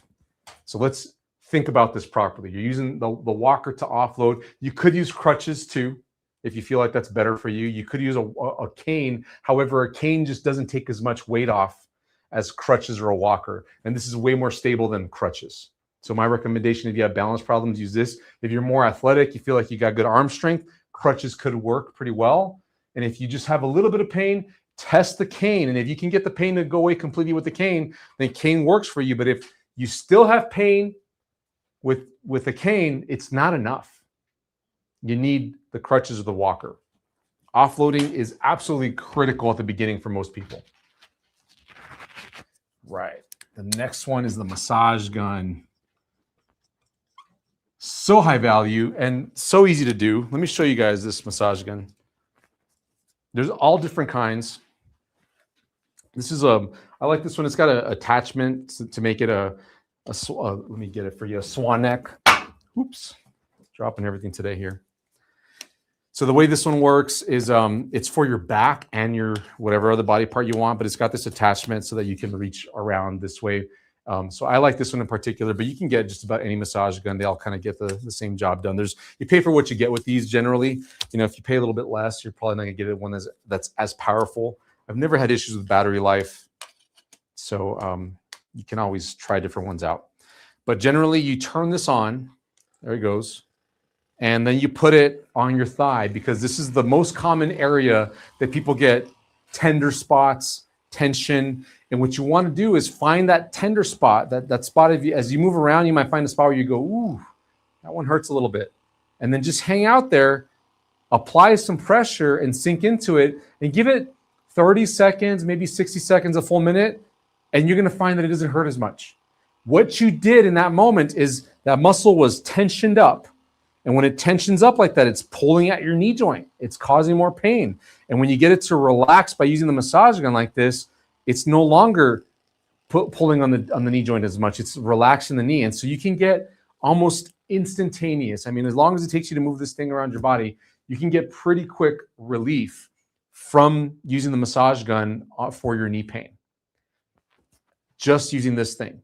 So if you use this a few times a day, on those tender spots, I've had people going through our program that say that it's as much relief, if not better relief, than using pain medication. It's still short term. This isn't going to solve the problem for the long term, but it's not going to give you the side effects of pain medication. It's not going to hurt your liver and your brain and your kidneys and all your organs, your stomach. You know, for like ibuprofen. Ibuprofen kills people. People overdose to the point where they don't make it from ibuprofen. Tylenol has some serious side effects as well. And it might be right for you, with your doctor's permission to use pain medication, but this thing feels tremendously better and for a lot of people going through our program. And you can get one for $50 less sometimes. Sometimes you get a small one for $30. You get a high-end one for $100, maybe $150. But they all kind of get the same job done. And when you relax that muscle, it does something else that's pretty magical.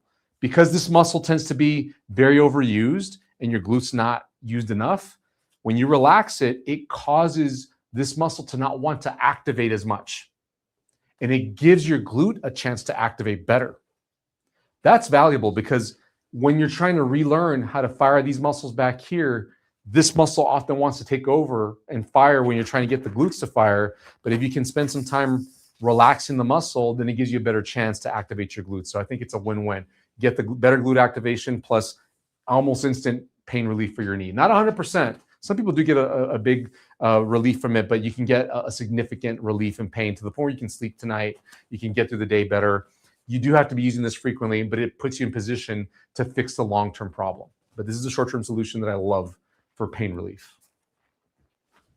All right. Keep going over here.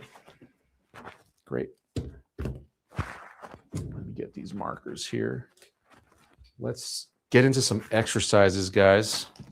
So up to this point, I've talked about the knowledge parts that you need to be aware of to fix a knee arthritis problem. This is what all our members in our knee arthritis recovery program have to face, and a lot of them have trouble with this. But once they take the test to understand the root problem and the process to fix this, you realize how many reps that it takes, and they've been underestimating how many reps.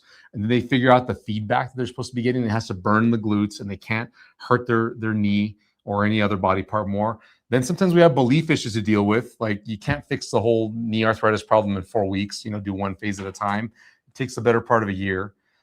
This isn't a temporary relief thing. So you have to treat it like it's going to truly fix you for the long term. You're going to have flare-ups. That's going to happen. And then even if you've been told bone on bone, you can still get better. We have people do that all the time.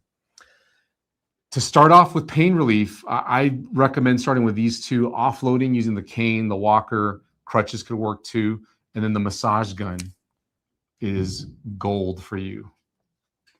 For exercises, there's three body parts that I want to highlight to you here. So number one is going to be the glutes. Glutes is absolutely critical to fixing a knee arthritis problem, to the point that I tell people, if you cannot activate your glutes and make your glutes get tired, you're not going to be successful. That is a milestone that you have to cross when going through this program. I even have it as part of the criteria. See how it says glutes down here? Every single part of the way. In phase one, you qualify for phase one. In other words, you have to start with the treatments in phase one. I have them all in the program. If you cannot flex or tighten your glutes without other muscles also contracting, then you're here in phase one. That's something you have to figure out. You have to be able to tighten your glutes without your thigh muscles tightening up, your hamstrings or your quads, or some people, their back muscles too, they want to tighten up. Then to get to phase two or later, you have to be able to flex your left and your right glute apart independently. That's really important. And it sounds kind of silly. People start thinking of, crazy things they could do with their muscles, but I think it's incredibly important because when you walk, you have to be able to tighten one side and then take a step and tighten the other side. And if you can't figure that out, walking is never going to be beneficial for you. You're going to, by default, do it with the wrong muscles and set yourself up to continue to get worse in your knee arthritis. We're just talking about activating the muscles at this point, just being able to consciously turn them on. I mean, right now, wherever you're at, if you close your eyes and just tighten your glutes and feel the glutes getting tired, then you're headed in the right direction. But if you didn't feel your glutes tightening up and getting tired, you felt your thighs wanting to take over, your knees start to straighten out, that's bad. And healthcare providers out there, your doctors, your physical therapists, don't look at that. They don't pay attention to that on average.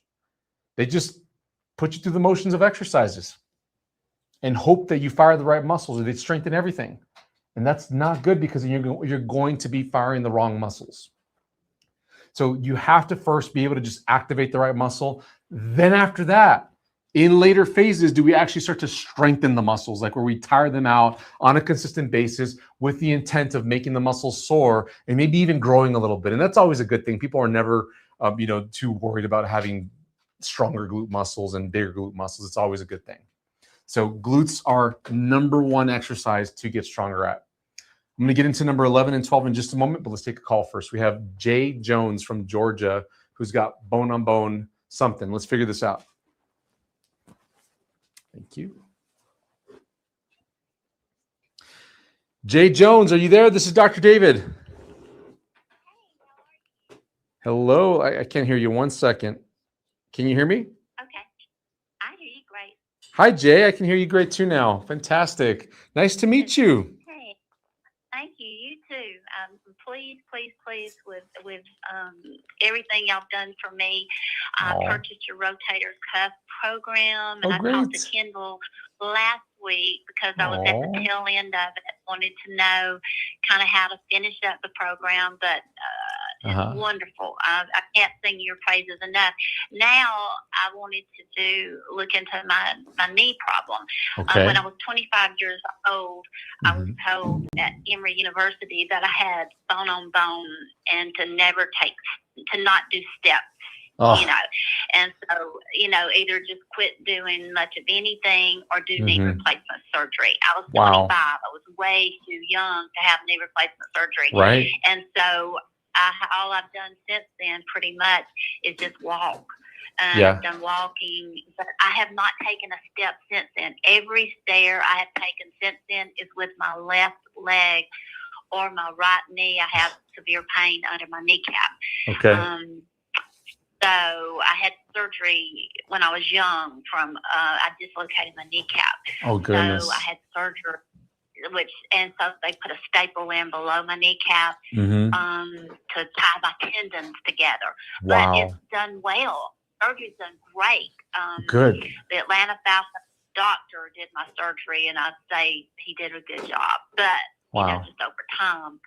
I'm having problems. So Oh. I just didn't really know what to do, Uh-huh. where to start at, because without taking stairs for 40 years, I have such atrophy in my muscles on my right leg. Yep. And you say not to work those quads, start with my glutes. But with this atrophy, I didn't really know if that would apply to me, you know? Mm-hmm. Yeah. Well, let me ask you this. Do you feel like you have conscious control over your glutes? Like you can make them fire on command? Yes. Good, good. Now, when you I'm very fire your glutes, do you feel like your thighs also want to take over? They also want to activate? well, the very tip top closest to my hips do, Yeah. but not at the bottom. Okay. Well, that's still not ideal if the front of the hips, front of the thighs, the top of the thighs are activating. I would work on that, but really concentrate and focus and try to make your glutes work only and not the front of your thighs. Now, it's not going to be perfect, but if you can consistently make your glutes tired, then you're on the right track. Now, stairs do require more strength overall. But I'm okay with you moving into that as long as you are confident that you're using your glutes pretty well whenever you're walking, whenever you're standing, and whenever you're going up and down stairs. If you can use your Because glutes, like I said, when I go ahead, when I do one step, I mean, I have not taken maybe 2 steps in 40 years going up with my right leg first. I yeah, just do the left leg and I bring my right leg up. Left leg and I bring my right leg up. yeah, one at a Because I was time. afraid to. Yeah.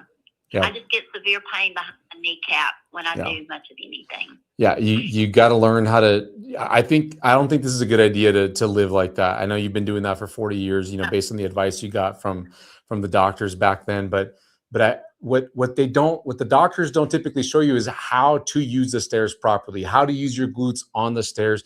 And I think that's what you need to move into next is figuring out if you know how to fire your glutes.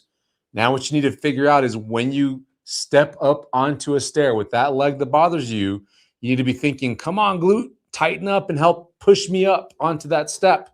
And if it still hurts right now, then that means that you need more strength. So that might mean you need to go lay down on the floor and do some glute exercises on the floor, like say bridges, for example, or do some mini squat exercises. Those are ones that I like to recommend. There might be other exercises that have worked for you where you fire your glutes pretty well. You need to spend some time doing that because stairs just require an increased level of strength than most people are used to. That's often why people have pain during the stairs. And it could be that you lost that strength back when you were in your 20s when you got that recommendation. And that recommendation is often a short-term recommendation, but the doctors don't say that. Oh, you have no idea. Like you mentioned, you got the rotator cuff problem. I don't know if you got this advice from doctors, but people that get diagnosed with a rotator cuff tear, the doctors often tell people, don't pick your hands up over your head. Don't do anything. Don't lift up anything more than a pound or two over your head. They say that to people, and that's good in the short term, for the first few weeks, maybe a month or two. But eventually you have to learn how to pick up your arms properly with some weight. And it's the same thing with stairs. You have to be able to use your glutes properly going up and down the stairs. Can I ask you one quick question? Yeah, of course. When I started looking into this because my shoulder was so much better. I thought, I'm going to fix my knee. And so I started laying on the floor and doing bridges, and my sciatica started acting up, my lower back pain. Yeah. So where would I start? I mean, even there. Yeah. I just have to kind of work through that. Well, you need to figure out what phase you're in. I don't know if you could see me on your screen. We're live on YouTube right now and Facebook, but I have the phases chart here. And if you're in the rotator cuff program, we have a similar chart like this for the rotator cuff, but we have this one for the knee. I'm in phase 4. I'm nearing phase 4 in your rotator cuff program. Oh, great. That's awesome. Good for you. Well, we need to figure out where you're at in the knee arthritis phases here. And you could take a quiz for free on our website to determine that.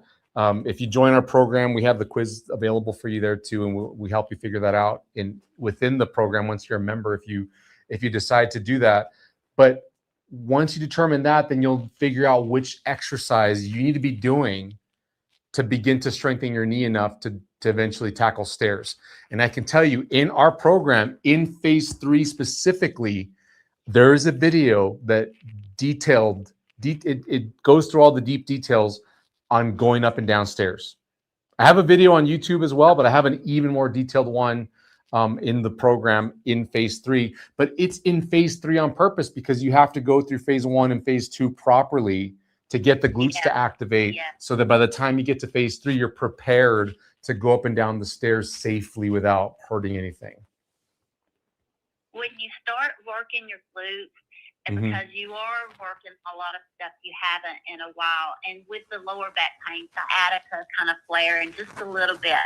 Yeah. Do you just ice it and then give it a few days and start back on the glutes until you can kind of build up a little? Well, that could help in the short term for the pain that you're getting from the sciatica. However, like people going through the program, we have weekly group coaching calls, and we have people that tell us about their sciatica flaring up in their back or down their leg whenever they're doing certain exercises from our program. And I tend to go into, I dig a bit more. And like in your case, I would want to know, what is your abdominal strength like? Because the sciatica problem is often stemming from a back issue that's related to your abdominal muscle strength. There's other muscle imbalances besides the glute weakness and the quad dominance that affect knee pain. And they also can affect hip pain and back pain and set up things like sciatica. And very often it has to do with lower abdominal strength. And we have exercises built into the knee arthritis program because I anticipated people having sciatica issues in this program. Yeah, we have people dealing with back problems, and we have people with hip arthritis as well as knee arthritis in our knee program. And so I talk to that, I speak to that, and it's often lower abdominal strengthening that first needs to be done so that you can get to the glute exercises without setting off the sciatica. It's a comprehensive program. Yeah. Yes, it is. Okay. Hey, thank you. I cannot tell you, I mean, since I bought the program last June, and it's taken me 6 months to get to this point, but I tell you what, the people there in your office, I would email, they would give me suggestions, and it just, and they were always super kind. I never got the feeling they were, just doing their job. They weren't. And you could tell they really cared. Yeah. And I appreciate that. It made me feel better. And it made me help. I don't know. It just helped you work harder because you felt like they were working along with you, trying to help you get better. So I thank you very much. Of course. You're welcome. Yeah, we have world-class people working with us, and we just keep getting better and better every month, every year. So I'm proud of them too. I'm glad. That makes me proud to hear you say that. Thank you. I appreciate that, Jay. Thank you. I appreciate it. And y'all have a great day. Thank you. You as well. Bye-bye. Okay. Bye-bye. Thank you.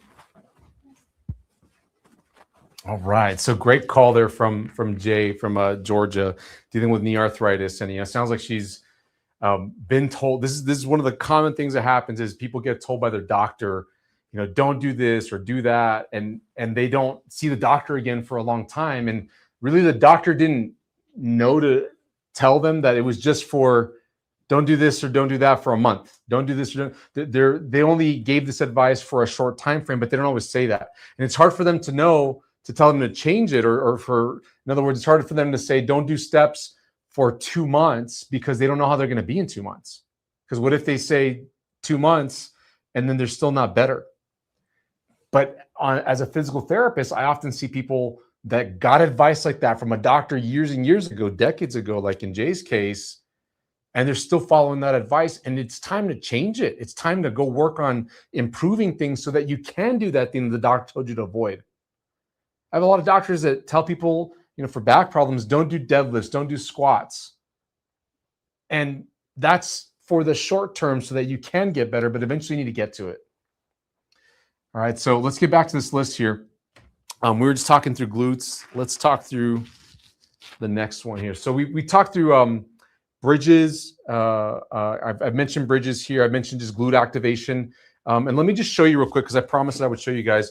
Whenever you are just activating your glutes, all I want you to do is, let me come over here. If you just sit down somewhere and think about tightening your glutes in the sitting position. You should feel like your buns, your glutes, your butt muscles back here flex and tighten up.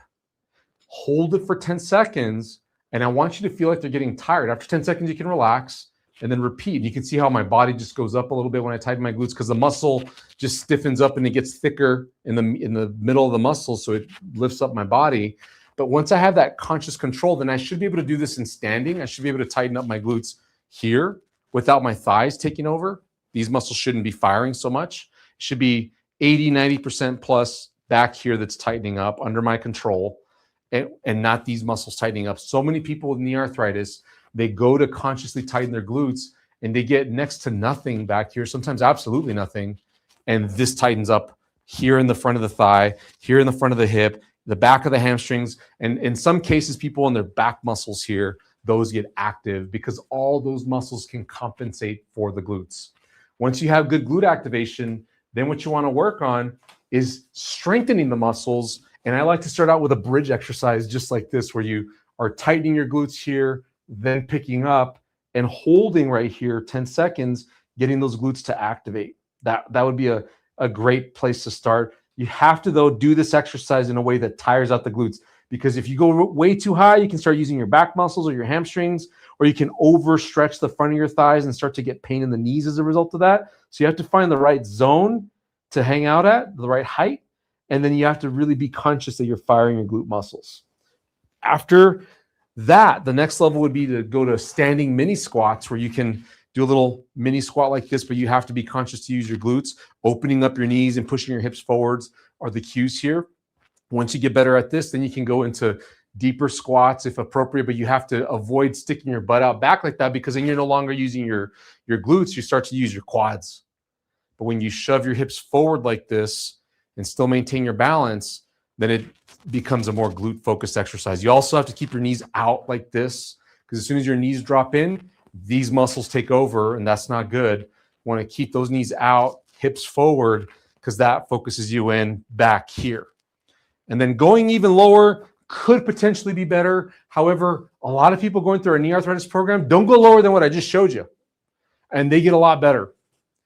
Especially if you're, a little older in your age. If you're not, in your 50s anymore, your 60s or older, there may not be a need for you to do a full depth squat, and you could get your knee completely better. Because if you think about it, walking just requires about that much knee bending. So you only really need to squat about that much, and working your strength in that zone. Beyond that, we can add weights to this. We can get the barbell out. I have videos on this on YouTube. We go in depth into this in our knee arthritis recovery program, but it is heavily focused on fixing the imbalance caused between the glutes and the quads. There's two more imbalances for you guys that we're going to cover. Let's come on over here. Next one is abdominals. And like we were talking through this with Jay on the phone, without good abdominal strength, there's a possibility that you can get back issues, hip issues. And the reason for it, let me come to the skeleton here, is because the way that the muscles attach to the body, you have abdominals here in the front. It's the lower abdominals that we have to worry more so about. These lower abdominals attached to the rim of the bones here, the pelvis bones, and they control the position of the pelvis. On the back side is where the glutes are.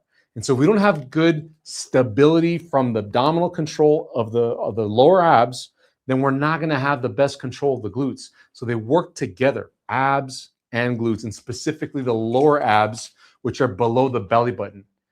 Your belly button is generally the halfway point between the upper abs above the belly button and the lower abs down below. And you need to make sure that you're getting those lower abdominals to activate in order to give your pelvis the right stability for your glutes to work, for your knees to be healthy. It's a chain of muscles and joints that all work together to get the mechanics of your joints working just right, so that the pressures are normal in your knee. This is a whole process here. That's why it's not as simple as just do clams, just do bridges. We have to understand all this stuff to progress through this properly. So let me show you my favorite abdominal activation exercise. You're going to lie on your back, kind of like you did with the bridge. It's the same position. And then you have to think about flattening your back down as if I'm smashing my hand. If I put my hand on my lower back right here and smash down, you should feel your lower abs tightening up. And if you hold it for 5-10 seconds or longer, you should feel them starting to get tired. Now you're going to feel the upper abs too. You can't isolate fully just the lower abs without the upper abs firing. But the mistake that I'm trying to avoid is a lot of people will tire out their upper abs and completely miss their lower abs below the belly button. And that's not good. You need to be able to fire your lower abs. And the way to do it is to push your back down and feel those abs kick in. If you've been to physical therapy, you might have heard them throw around the term a posterior pelvic tilt. And that's what this is. I think that's a technical jargon. It's a medical term. And so I don't use it very much. I would rather just say tighten your lower abs by flattening your back. So then the next step is to do this in seated. You have to be able to sit down and suck in your abs. And this is important because you might sit a lot. You might drive, you might travel, you might have a desk job, you might sit at home. You might be somebody who enjoys watching television or having a meal with friends. And why not turn that into an exercise?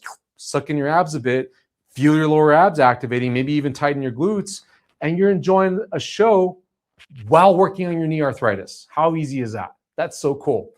Then the next steps after that is translating a little bit. So all you have to do is suck in those abs, flatten the back. We talked through this on the program. And then do this as you're washing the dishes, as you're cooking a meal, as you're standing in front of the stove, managing the meal, as you're standing in line at the grocery store, like we were talking on one of the calls earlier. You can activate your abs on a consistent basis. And especially if you have a back problem, a sciatica problem, in addition to knee arthritis, it becomes even more critical. We have people that don't have back problems that barely pay attention to their abs throughout our knee arthritis recovery program, and they get well. But if you do have a back problem in addition to your knee problem, then you might need to spend more time on the abs. It's going to be worth it for you. So that's number 11. All right, nearing the end here, guys. Let's cover number 12. We have foot / toe exercises. Toes. And here's why this is so important. I don't have a foot model here today. Let me use my skeleton. When you think of the knee joint, you have to consider the muscles above and below the joint. I'm sorry, the joints above and below. And so above, it would be your hip and then your back above that. But down below, you're talking about the foot and the ankle. And so many times people forget completely about what's going on in the foot. And you have no idea how many clients in our knee arthritis recovery program who have foot problems they haven't even disclosed, that we find out later on that they have something like a bunion going on in the foot. So a bunion would be like this. If this is your toes, it's all bent, kind of funny here. But it would be the big toe going inwards this way, sometimes even over the second toe. And then it tends to be painful right here on this part of the foot because the big toe's going in and it might rub on the shoe. And that right there, that toe goes in oftentimes because when people step on their foot, their arch right here is collapsing down. They don't have a good arch. And as a result of collapsing down, it pushes that big toe inwards that way. That you can see what happens when the arch comes down, the ankle tips in, which this whole bone above the ankle then tips in too. And what does that do to the knee joint? It changes the forces up here. It collapses the joint in. And that whole problem that I just described there, in combination with weak glutes, the glutes make the knee want to go in too. You've got forces from up in the hip making your knee want to go in because weak glutes. And then you have a lack of support down here from the toe flexors. So you have a collapse of the arch, potentially a bunion. That's going to make the ankle collapse inwards and the knee go inwards as well. You got many muscle imbalances here to fix. So what we recommend starting out with is toe curl exercises. This is where you curl your toes to get these bones right here to bend downwards. Now you have little knuckles inside your toes, but the ones that I want you to pay attention to, I'll show you my foot here, are the ones that are in the meat of your foot, like right here. So I'm making them pop out right here. You need to be able to curl your toes in a way that makes these knuckles right here pop out the top of your foot. So when you're upright, you should be able to curl your toes all the way down like this versus not just the ends of your toes, but all the toes, all the knuckles, all the way up here. Now, if this is your first time doing this, you might cramp in your arch or your foot. You might cramp in the calf area. So you got to only go the intensity that you can without cramping. But eventually, you need to go all the way so that you get these knuckles to pop out. A lot of times, people that have knee pain, knee arthritis pain up here, they don't have enough strength to curl the toes at this level. And so their arches down here are collapsing whenever they stand. Can you get the ground here? Or I'm going to stand up here. Oh, you got it. Okay. So right there, you can see the inner arch of my foot right here. If I don't have good support from my toes this way, then the arch collapses down. And if you look at the ankle right here, when my arch collapses down, the ankle comes in, and then from the front of my knee, you can see everything collapse inwards like that, and that changes the forces at the knee. But if you have good control of your foot, good control of your arch, every time you step, your arch is supported very well within your shoe, then the forces at the knee joint are going to be a lot better in here. If you have good arch support, you're going to land with a nice stable foot. Toes are supporting you. The arch is supported. The ankles aligned properly. Then the forces at the knee joint are much better. So guys, that's 3 muscle groups that we need to focus on: the glutes, the abdominals, and the foot. Come on over here.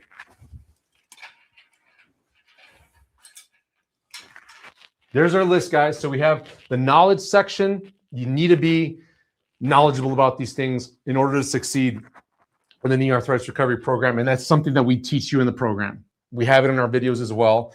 And then you need to have a belief, the right beliefs about these right here, the phases of the program, the relief section, bone on bone.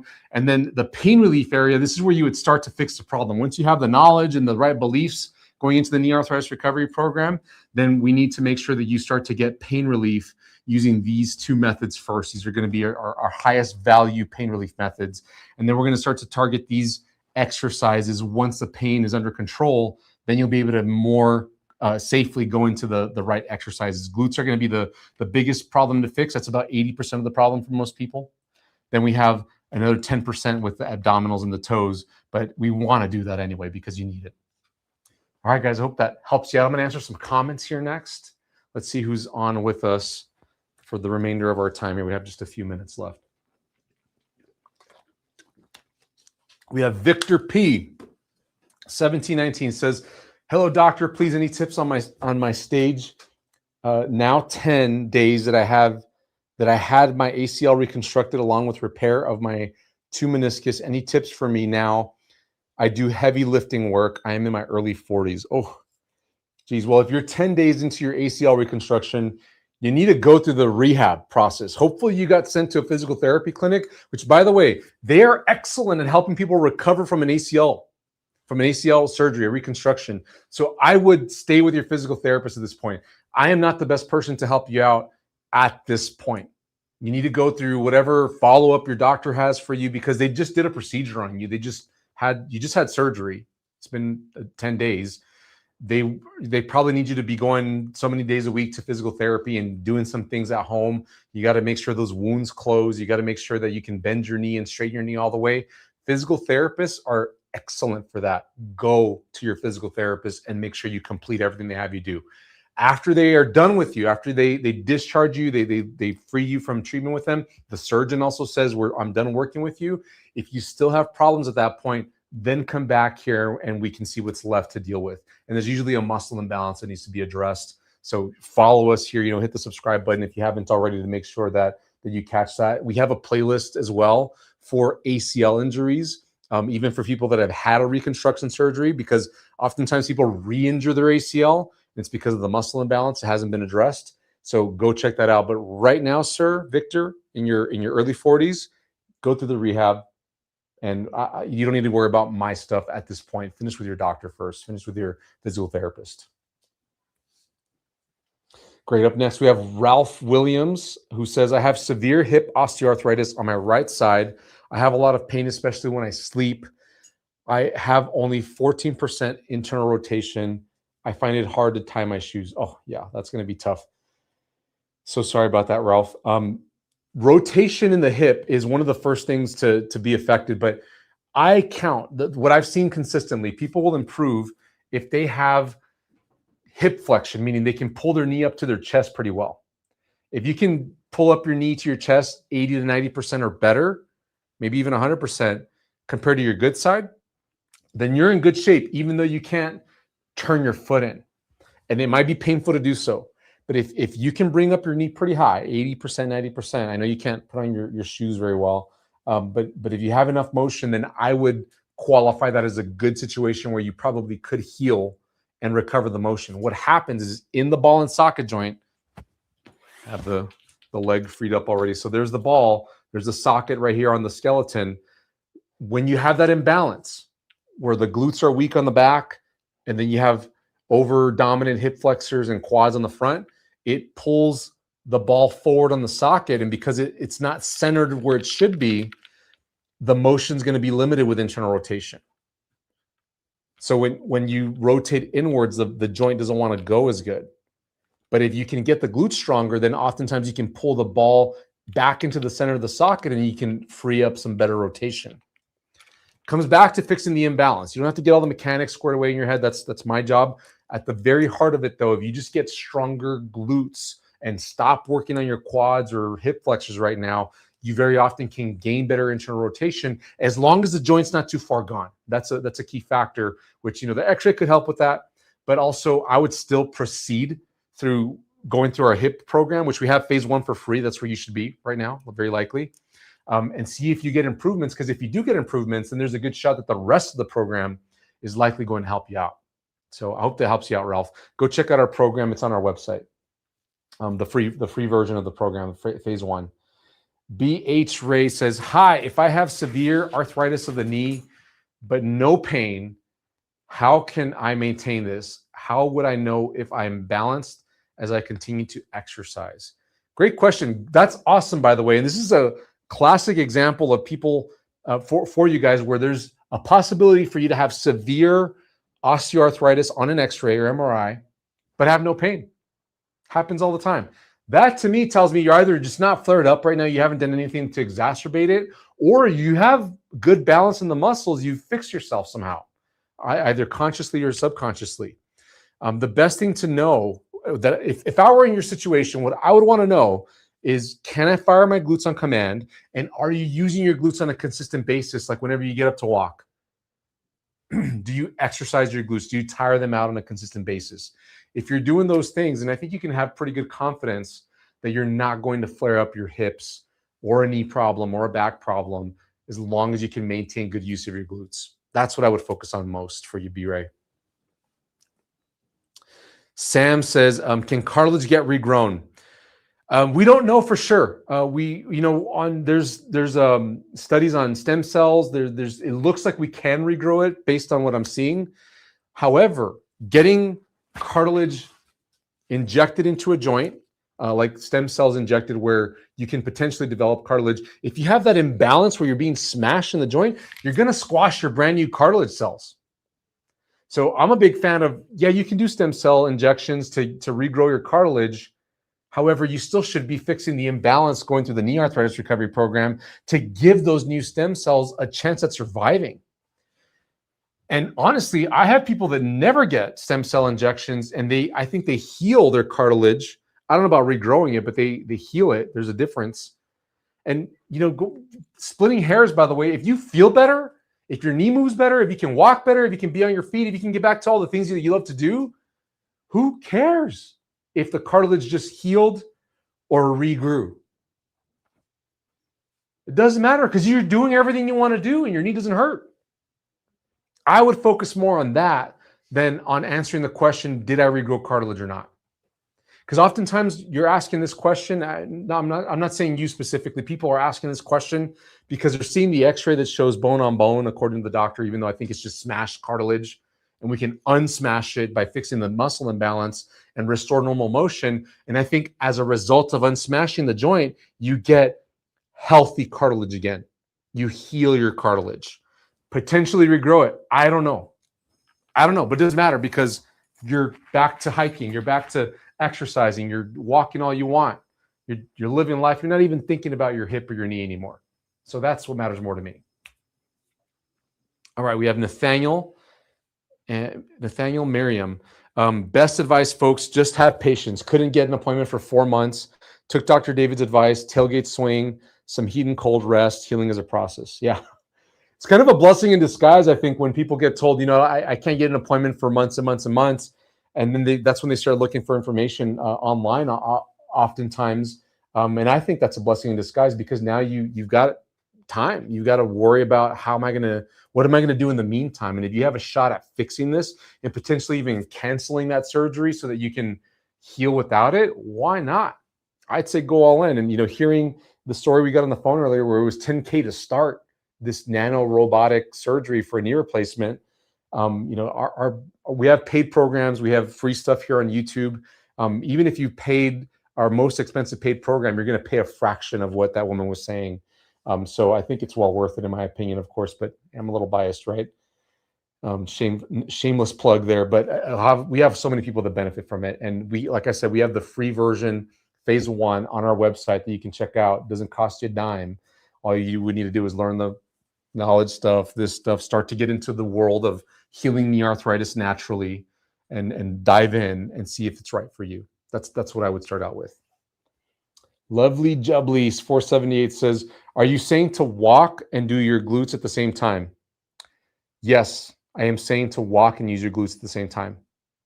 You have to do it right, though. You have to flex one glute as you're stepping on that leg, and then take a step, and then flex the other glute as you're stepping on that leg. And you should be alternating glute contractions every single step that you take. If you don't do it that way, then by default, you're going to be using the wrong muscles and potentially feeding into the muscle imbalance that makes your knee problem or your hip problem worse. So that's what you have to do. I've got videos on this on YouTube. I've got it in our programs as well, way more detailed in our programs. So that's what you got to do, Lovely Jubbly. Mountain High 5280 says, I have had Osgood-Schlatters disease. Me too. Will this make my recovery difficult or different? What they're talking about here, Osgood-Schlatters, is when you get a bump when you're a kid, usually when you're a teenager. Right here, where the reason why there's a bump right here on the bone is because that's where the tendon from the kneecap attaches right there. And when you're a kid, you have a growth plate right there. That's where part of the bone grows, and you can stretch it out because you're still pliable when you're a kid. Your bones are kind of moldable, and you can get a bigger than normal bump right here where that tendon attaches, and it looks like a big ugly bump on the front of your knee that you keep for the rest of your life, essentially. That to me is just a sign that you've had a muscle imbalance in the past. Doesn't mean that you still are going to have it moving forward. You can fix it. I have Osgood-Schlatters. It's worse in my right knee than my left knee, but it's not something that stops me. I run, I deadlift, I'm very active. I play with my kids.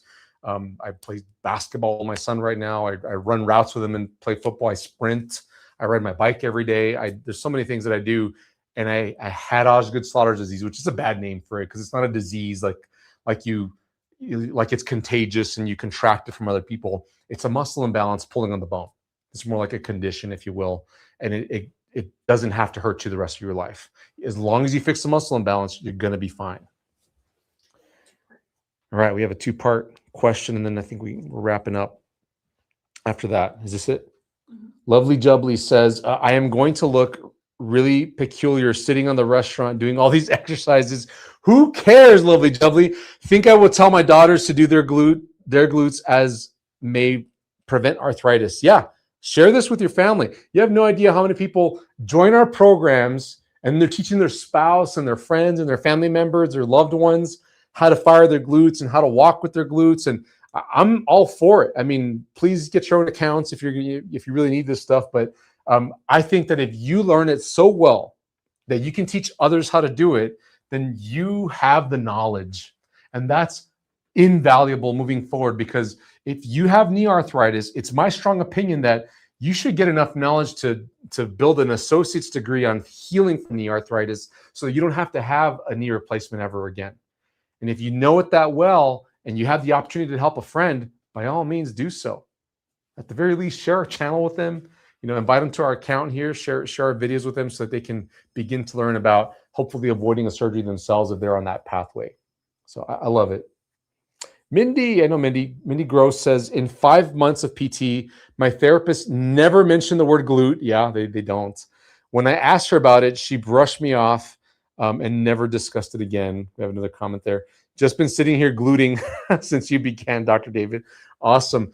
Yeah, they don't. I tell you, the physical therapists out there, they're great at helping people after surgery, but not fixing muscle imbalances. And so they don't think in terms of how the mechanics affect the joints and which muscles to fire when, and how this exercise might actually be hurting the muscle imbalance more. And that's not their training. I was a physical therapist instructor in the orthopedics department at a university, and I saw the requirements, and they're really just teaching people how to recover from surgery and how to keep them safe throughout that process. That's the biggest thing that physical therapists come out with. All the other stuff on muscle imbalances is independent learning after the fact. It's on the job training, or in my case, I paid a lot of money to go work with some of the best therapists all over the world and osteopaths and other doctors to bring this stuff to you guys, because I wanted to help my patients. All right, Kim Pinali says low back pain and knee glute work will help. Absolutely. Oh yeah, a lot of times that's the source of the problem. This same muscle imbalance that I've been describing for knee arthritis and ACLs, we had some ACL questions here. It's the same muscle imbalance that sets up hip osteoarthritis and a lot of back pain problems. Problems like stenosis in the back, sciatica, disc herniations, arthritis, all kinds of back problems are still tied back to weakness in the glutes. We just have to pay a little more attention to the abs if it's a back problem. That also needs to be included. Hope that helps, Kim. All right, final question. We got Danien. I can't pronounce it. I'm so sorry. I'll just call you D. Dana. How about Dana? Dana Inman. Oh. All right. So hi, David. I know how you reinforce what I teach in Pilates. Oh, cool. Unfortunately, I've been told I need both kneecaps replaced, but definitely holding off for now. Oh, I'm so sorry. Hopefully your kneecaps aren't too far gone, and there's a chance that you can recover there. But I'm glad that you're teaching this in your Pilates class. I love this. We have so many physical therapists. We have doctors on here sometimes, a lot of fitness instructors, like Pilates instructors. We have people on our programs who are working with trainers and showing them our programs, showing them our videos. We have people that are showing this to their doctors as well, their physical therapists. And I love that when they can find somebody they can collaborate with. And so thank you, Dana, for being that person. And whether your clients know it or not, that you're passing off information to them that's overall going to help their health. I know you're doing that out of good conscience and ethical treatment for your clients. But I love that you're doing that. I dearly hope that you don't have to have anything replaced and that you can recover 100%. Keep going with those glutes, please. Todd, that's it. All right, we got lots of thank yous, and I appreciate you all so much. Thank you guys for hanging out with me. I hope this was helpful for you. Please, if you haven't already, subscribe so you don't miss our information. Hit that thumbs up button as well, and please share this with somebody that you think needs to hear this. I'll catch you guys next week. Bye-bye.